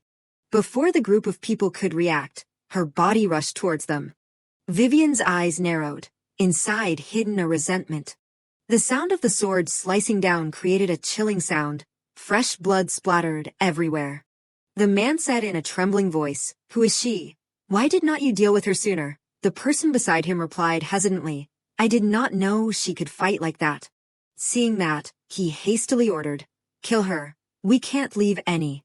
Over on the side, Vivian frantically swung her sword. Thoughts crept into her subconscious. Johannes, I know you are afraid of Oelon. That is why you are doing this. The fact that the Asteroth curse was passed on to Oelon also means that there is a power to restore the demon. If you kill Oelon, then you will bear the curse yourself. That is why you want to tie him up with black magic and lock him up like a mummy. Vivian's inner self became more and more angry, even though Oelon did nothing wrong. He never desired the throne. Even Blackford, built by Oelon and his allies, all were just struggling to survive. After a long time, The sword in her hand fell straight to the ground. Vivian lowered her head. Around her bodies lay piled up. She breathed a long sigh, trying to suppress the anger. The more I think about it, the angrier I get. This special power is not one-sided. At the same time, Oelon suddenly kissed Vivian's hand lightly. She gently stroked him. Have you calmed down now? I mean, Black Lion. Vivian said calmly, and I won't try to chase you out of here anymore. I know how stubborn you are. She continued to add, her tone low, but to warn you, this is not a good place. Although it is raining and dark outside, you should really consider leaving. Vivian once again affirmed, but I will stay by your side because of that. Her body suddenly swayed and leaned to the side. Before the sudden scene, his eyes lit up. Vivian. Oelon screamed frantically in his subconscious. No, she is overdoing it again. He looked at her painfully. No, please, open your eyes, Vivian, Vivian. Only to see Vivian's mouth open slightly, then breathe out gently. Seeing that, Oelon dared to breathe heavily. She just fell asleep. In that instant, he unconsciously looked at Vivian's face. Oelon lay right next to her, thinking to himself, like this, I can endure it. Should we spend the night here? Vivian seems exhausted. Outside, the moonlight became brighter and brighter. The stars were also shining. At the same time, Vivian chuckled. I have tamed the lion. I will brag to Alex. Oelon lowered his head and stared at her face. He reached out to touch Vivian's body. His voice murmured, I am sorry, Vivian. Afterward, Oelon leaned over and kissed her cheek lightly, but it seems you can't. He continued to add, I am sorry, Vivian, but maybe you can't brag anymore. The curse disappeared sooner than I thought. Saying that, Oelon unconsciously stared at Vivian again. He thanked inwardly. Thanks to you, this fierce curse has lightened. It is because you forgive me, and do not give up on me. Oelon gently held her hand. He could not help but admire, so small. You are so small and devoted, making me afraid that I might hurt you. But I also hope you do not turn your back on me. So I could not help but run away. I am so selfish. After hiding my identity and injuring you, I still feel like wanting to bond more deeply instead of being satisfied with the present. That is right. The truth is, I want your heart. I want to go as deep as possible. Oelon once again repeated in his subconscious, I am sorry, Vivian. I know that one day I will have to leave you, because you do not belong to a monster like me. But I can't restrain myself to let you go. The next morning, the first sunlight of the day filtered through the leaves. Over on this side, Vivian yawned. She stretched her shoulders, breathing a long sigh. It seems the ancestors watched over me. I slept warmly even though I was lying on the stone floor, although I am a little tired. Vivian's eyes stopped on the crowd of people, anyway. She looked around. Where did Oelon go? He was not there when I woke up. His body is still not completely healed. I wonder if he is okay. Only to see Vivian's eyes widen, a light radiating. She glued her eyes to the person in front of her while calling, Oelon. Vivian asked worriedly, are you okay? She immediately covered her mouth. I have to pretend I do not know he turned into a black lion. Immediately afterward, Vivian changed the question. Where have you been? I got lost looking for you yesterday. He replied with an awkward look. I am sorry. Oelon tried to avoid eye contact. His voice murmured, I do not have any excuses, but, she repeated with confusion. But. He looked worriedly at her leg. You have a wound on your thigh. Are you okay? Seeing that, Vivian immediately justified. I must have fallen while looking for you yesterday. Oelon looked serious. Do you think you can walk? She sighed wearily. Of course not. You do not know how to use healing magic, do you, Oelon? Hearing that, he nodded seriously. I will learn. Oelon suddenly fumbled in his coat. But I have this. He tore off a part of his coat without hesitation. Immediately afterward, Oelon carefully bent down. He said softly, we can't let it get infected, so let us do first aid like this. Only to see Oelon gently stroking Vivian's calf. She looked down shyly. He is carefully bandaging. Although he was not conscious in his black lion form, perhaps he was somewhat aware that he had caused this wound. In that instant, Vivian's inner self began to signal. It is so ticklish. After a moment of silence, Oelon said, done. She replied shyly, thank you, Oelon.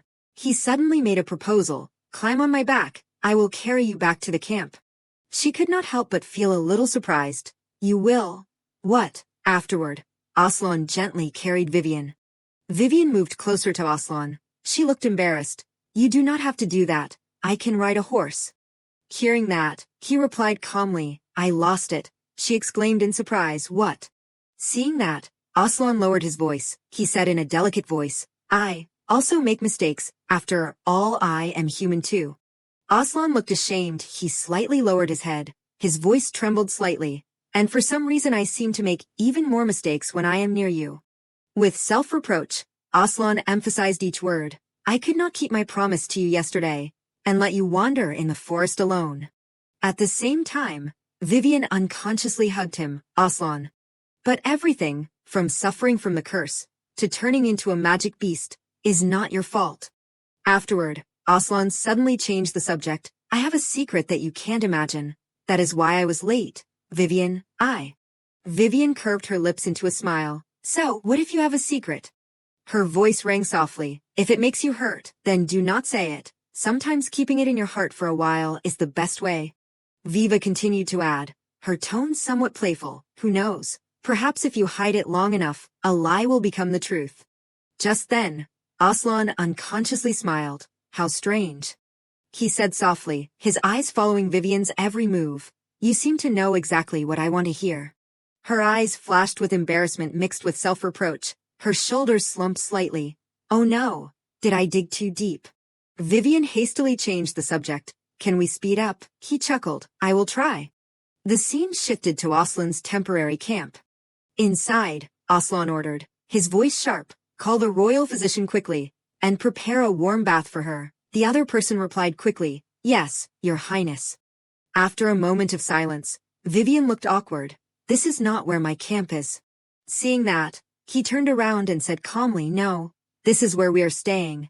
She angrily shouted inwardly, stubborn lion. If I do not return to the camp soon, my brother will worry. Maybe he has gone to look for me. This bed is so soft and comfortable. This is truly a camp worthy of royalty. I am sorry, Alex. See you later. I will stay here with. Just then, Vivian's eyes widened. She unconsciously exclaimed, wait. Vivian jumped out of bed. She could not help but feel a little skeptical. You mean we will be staying together in this small room throughout the hunting week? We will sleep, bathe, and change clothes together. Oelon said in a low voice, his shoulders slightly hunched. I can't bear to let someone as weak as you sleep in an outdoor camp. He turned to look around, then lowered his voice. If you are not comfortable, then I will sleep on the couch. Her heart faintly felt grateful. Oelon could have had this entire room for himself. He gave it to me because he was worried about my health. Thinking of this, Vivian could not help but regret. I spoke without thinking. She lowered her head slightly, smoothing her hair, her eyes embarrassed. I am sorry. I did not mean to act wary of you. Perhaps you also want to take a bath. Vivian trailed off. You insisted on giving the room to me, and so. Just at this moment, Oelon suddenly called her name, Vivian. She quickly replied, yes. He gently reminded, don't worry about me, just relax, because this room. Oelon paused, his eyes probing her reaction, emphasizing each word, is big enough for two people. Before the warmth that was coming, Vivian murmured in her throat, this room is big enough for two people, is it? Oelon once again called her name with a gentle voice, Vivian. He gently lifted Vivian's chin. Is this arrangement okay with you? She reached out to touch the bed. Again, this place is wide enough for two people, she said softly. Yes, I think so. Seeing that, Oelon did not forget to remind, if you do not like this place, tell me. Vivian thought to herself, is he planning to sleep on the couch? After a while, she replied briefly, all right. Just then, a shout echoed from inside. Let go. Let me ask her myself. The servant replied with an urgent tone. Please do not do that, Duke. The shout echoed again. Get out of the way. Alex suddenly burst in. Vivian, there you are. He questioned as soon as he arrived. Is it true that you canceled the engagement ceremony? Faced with the sudden question, Vivian blinked a few times. She asked in confusion. What ceremony? Vivian turned to look at him. I have never heard of it, Oelon. What is he talking about? After a while, Vivian's voice rang out. She crossed her arms with a serious expression while questioning. So Oelon was planning a surprise proposal. Vivian helplessly continued, and he was going to dance with the rose, the thing that Dylan mentioned. Saying that, she turned around with dissatisfaction. Are you kidding me? Oelon stepped closer. He looked confused. I can explain everything. That was. Alex shouted heavily, get out of the way. Dylan. Vivian frowned slightly. I almost experienced the most embarrassing feeling in the history of the Empire.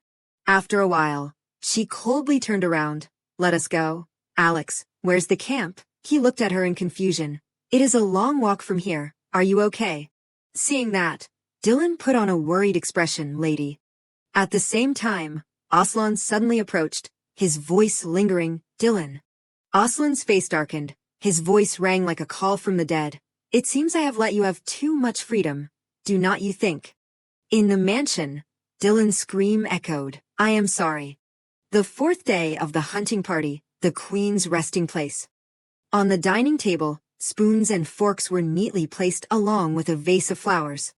At the same time, Johannes tilted his head slightly. He smirked. You seem to be in good spirits, mother. The Queen gave a slight smile. Is that so? As you said, it seems I am quite satisfied. Her face flashed with satisfaction. I finally caught Amelia, that eyesore, out of sight. She thought she was high and mighty, just because she was the Emperor's mistress, but it was all ruined by Miss Vivian. The Queen gently placed the teacup on the table. She thought to herself, that is right. In that instant, her face appeared clearly in her subconscious. Miss Vivian Elanora. At first, I thought she was nothing more than a spoiled brat only relying on the family's reputation. So I pushed the engagement proposal from Johannes to Oelon as if bestowing a favor. But thinking about her proving herself so talented and humble, I realized I wanted her to become the crown princess even more. Johannes tilted his head, his eyes probing the Queen's reaction. It seems Mother also has a good impression of Miss Vivian. Hearing that, she did not bother to hide it and smiled. The Queen said slowly, I heard, a foreign doctor has found a way to cure tuberculosis. He quickly replied, yes, obviously, I have been trying to get in touch. The Queen's voice softened, a light smile flashed, very good, I hope this news will make her happy. Saying this, she did not forget to remind, you should also build a relationship with Duke Elanora. That will be a good way to pull Elanora to our side. Johannes replied quickly like a machine. Yes, Mother. The Queen suddenly called, Sarah. She immediately bowed her head. Yes, Your Majesty. She suddenly ordered, bring Vivian Elanora here, treat her with the utmost respect. Sarah quickly replied, yes, Your Majesty. The scene shifted to Oelon's mansion. At the same time, Vivian slowly strolled in the garden. She suddenly breathed a long sigh, her face pale. Vivian could not help but admire. Today is an unofficial holiday of the hunting party, but I did not expect her to call me. She said a doctor can cure tuberculosis, right? So the time has come for that part, the fake doctor chapter. This is the scam of the century in the history of the Empire. Even the original Vivian placed her last hope on this fake doctor, but when the truth was revealed, she went crazy in despair and vented her anger on poor innocent Iris, even trying to stab her, but before the tuberculosis killed her. She shuddered as she recalled a scene. Oelon did it. In other words, this is the last chapter that Vivian is still alive. Vivian could not help but lament inwardly. This gives me the chills. I know Oelon won't kill me now. But it is still not certain. Just then, a hand reached out to touch her shoulder. Vivian immediately reacted. She screamed in horror. Oelon called urgently, Vivian. He asked worriedly, I called you but you did not answer. Did I scare you? Oelon looked sad. I am sorry for suddenly dropping by, but I heard the Queen called you so I. Vivian looked up, her eyes probing Oelon. He is worried, but if nothing happened, she would not be so unusually kind. She closed her eyes tightly, thinking to herself, for some reason, I feel uneasy. Of course, it still makes me angry that he prepared such a proposal without asking my opinion. But I do not hate him. Why is that? Is it because he is handsome? But considering the things I have been through, I can't forgive. After a while, Oelon once again called her name, Vivian. He suddenly declared, I will do everything you want. Oelon moved closer to Vivian. He said with an urgent tone, "So can you forgive me?" Vivian's eyes widened in surprise. I never thought he would go this far. She lowered her head, muttering, "Oelon, you." Vivian's eyes lit up. She excitedly asked, "You just said anything, right?" Vivian made a secret decision. Oelon is willing to go this far. I can't let this opportunity slip by. After all the troubles I have been through while being with Oelon, taking revenge is only natural. In her head a thought rang, or should I? Only to see Oelon put on a sad expression. He looked up and stared at Vivian with teary eyes. Before that scene, her heart unconsciously trembled. Oh my, he looks so pitiful. Vivian sighed wearily in her heart. Every time I see his face, I become weak. Seeing that, she coughed softly. All right. Vivian pretended to be stern. Then right now tell me exactly where you went wrong, without leaving anything out. Oelon replied hesitantly, I almost embarrassed you. Next time, I will propose properly. Hearing that, Vivian looked disappointed. She said coldly, in my whole life, I have been tolerant of the rumors that others spread. Do you really not know why I am angry? Faced with the sudden question, his body almost stiffened. After a moment of silence, Oelon frankly admitted, this is an issue between the two of us, but I listened to other people, and he gently reached out to her. I did not think for you. Oelon's voice trembled, his eyes strained towards Vivian. I am an idiot. You should have been the first to hear about this. Vivian was almost immersed in his eyes. She said absent-mindedly, that is right. Her inner self rose to thought. He must be uncomfortable with conversations like this, but he is doing very well. Then Vivian coldly shook his hand. But, I still can't forgive you. She raised her eyes, smiling challengingly. There are only 2 days left in the hunting party, right? During that time, catch me a beautiful animal, then I will forgive you. Saying that, Vivian put on a smug expression.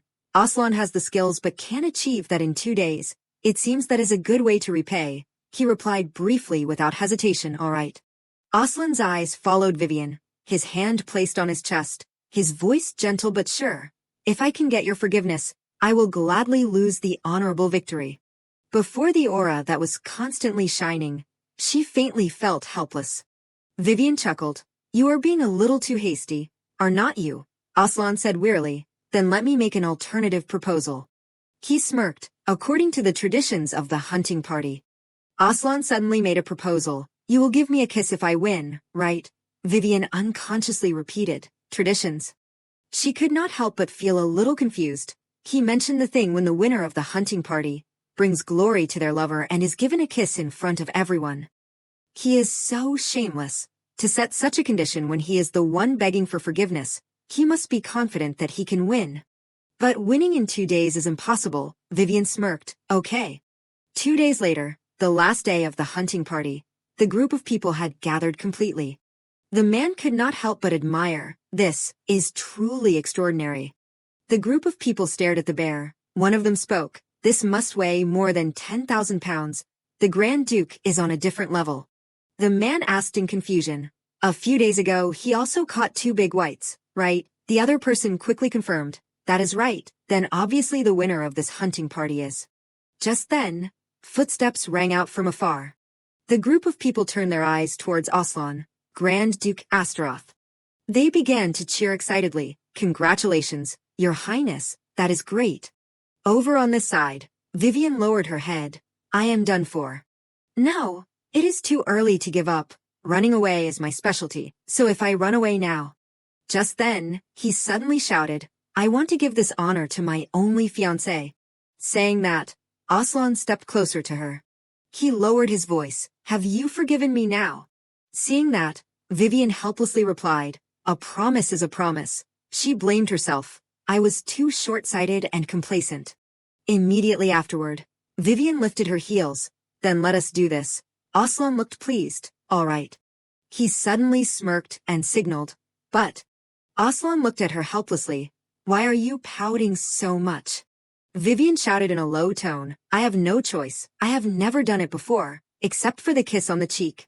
She began to grumble, and there are so many people watching, so if we do not do it right there will be more news. Suddenly Oelon hugged Vivian and gave her a deep kiss. His hand gently held her head. In that instant, Vivian's hands unconsciously reached out behind him. Before the cheers, the two seemed to have the same thought, like this everyone will see. Our engagement is very solid, that is enough, but...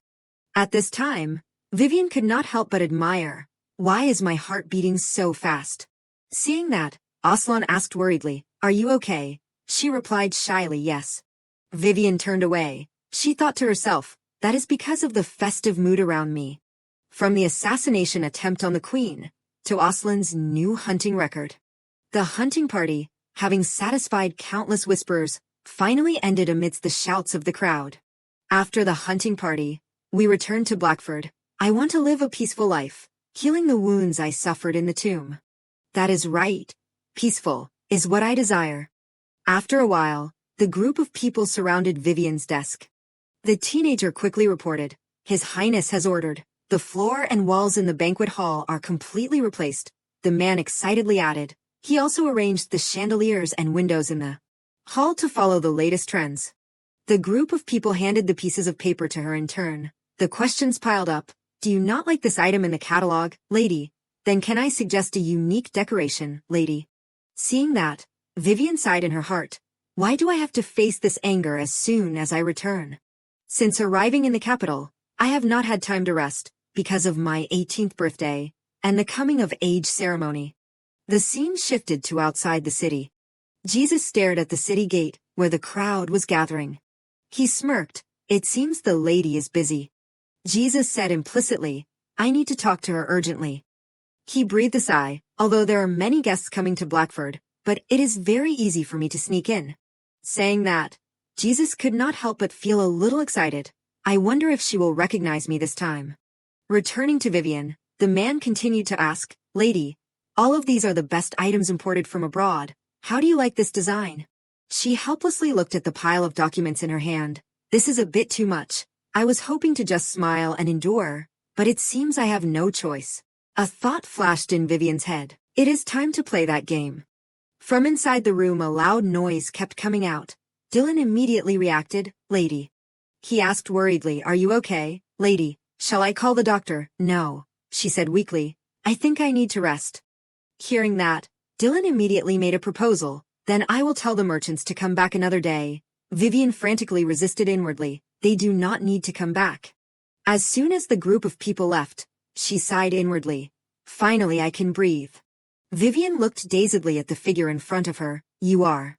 Jesus bowed politely. Hello, I am an employee of Lady Scarlet's shop. He frankly admitted, I came here to take measurements for the bodice that was ordered. Dylan leaned over and whispered, Should I kick him out, lady? Vivian's eyes suddenly sharpened. She replied briefly, Wait. Vivian looked suspicious. I have seen that pin before. It is the eye of truth that Jesus likes to wear, right? I have seen it in the novel. Thinking of this, she silently affirmed, Then that must be Jesus. Dylan immediately approached. Didn't you hear what the lady said? The lady needs to rest. Get out of. Seeing that, Vivian hastily interjected. Wait. She stood up while explaining. It is okay. Dylan, I called him, so he can go upstairs with me. He looked worried, but... Seeing that, Vivian emphasized each word. Lady Scarlet's shop has a long waiting list, so this price is not big. Dylan bowed. Yes, lady, if you need anything, just call me. Immediately afterward, the door slowly closed. Inside, she turned to look at Jesus. I did not expect you to come here in person. Vivian narrowed her eyes, especially not in this form. He curled his lips and smiled.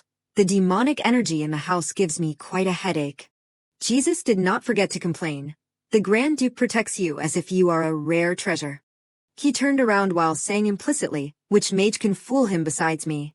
Saying that, Jesus leaned back in the chair. I thought you would see through me right away. Vivian thought to herself, still as annoying as ever. She quickly went straight to the point. In any case, you are here, meaning you have found a way to break the black magic, right? Jesus said with a heavy tone. It will probably take a little more time. I have encountered an unexpected obstacle, Vivian exclaimed in surprise. What? I thought I did not cause you any problems. He nodded slightly, his voice rang low. Of course, but first, I have something I want to ask you. Jesus turned to look directly into her eyes. The demon Asteroth seems to be related to the black magic inside you. Saying that, he probed, I want to trace to its origin. Can you think of anything? Thoughts crept into Vivian's mind. The six-pointed star mark I saw on Oelon in lion form is similar to mine, but that is not the mark described in the original story. It requires a link between a person and a beast, and because I have never met that condition, there is no way I have that. Jesus' voice was still lingering. That magic circle is suppressing your tuberculosis, she thought to herself, as Jesus said, since I discovered this magic circle, my tuberculosis symptoms have been greatly reduced. If this is not a coincidence, meaning I will not die before Oelon dies. Thinking of this, Vivian could not help but feel a little uneasy, and if he dies, I will die. So because the two people have the same mark with interconnected lives, I should not rule out this possibility.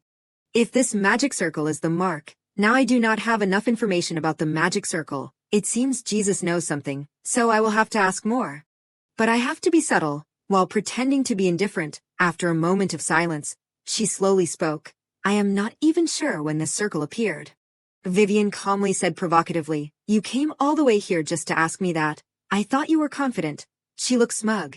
Does it sting? Go on. Reveal everything you know.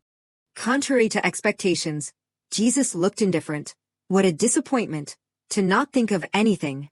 He suddenly brought us shocking information. If so then, you probably also do not know the demon Asteroth has plotted with the Elanora family. Her eyes widened in surprise. What? Jesus calmly added, I said the magic circle on your body is not yet complete, right? He spoke while smiling. The reason is your bloodline, the pure Elanora bloodline, has prevented the dark magic from taking over. Jesus emphasized each word heavily, because two different types of dark magic cannot harmonize in one time. The one that is cast on later will not be complete. In that instant, Vivian's head buzzed. Mother is a direct descendant of Elanora, and father is from a distant line. But this is not in the novel. This is too confusing. I intended to provoke Jesus, but it backfired on me. She looked at Jesus with dissatisfaction. How troublesome. That is right, I will let my fists do the talking. At the same time, a knock echoed from inside. Vivian turned around in surprise. Oelon. She hastily signaled, Jesus, Oelon is coming, you should hide. Then suddenly, he wrapped the rope around Vivian's waist. Meanwhile, Oelon quickly entered. I am here, Vivian. He narrowed his eyes to look inside while asking, how are you feeling? Oelon slightly raised his eyebrows. Dylan said you were coughing badly just now. Only to see Jesus, measuring the width of her waist. He lowered his voice. I felt him coming because of the demonic energy in the house. Do not worry. I will make sure he does not suspect anything. Oelon stepped closer. He asked sternly, you are an assistant from the shop. What are you whispering? Jesus smiled kindly. Her measurements. I just finished. At this time, Oelon looked around. I knew an assistant was coming, but is not it a woman? He asked coldly, how old are you? Jesus answered honestly, I am 16, Your Highness. Oelon continued to interrogate. What is your name? He replied briefly, Miguel. Hearing that, he put on a displeased expression. Your shop is so short of people that you sent a kid to take measurements for a lady. Jesus replied with a naive expression. Lady Scarlet has many assistants, but I am the one assigned to take measurements for noble ladies. Saying that, he smiled. They like a cute, attractive boy like me. That is the shop's secret. Over on this side, Vivian also had to nod in agreement. That is right. She startled and turned to look at him. No, wait. Why is he so good at acting and making up stories? Vivian quietly observed him. Oelon also does not look happy. Her eyelashes trembled slightly, following a train of thought. In that instant, Vivian could not help but feel a little worried. Knows it is Jesus.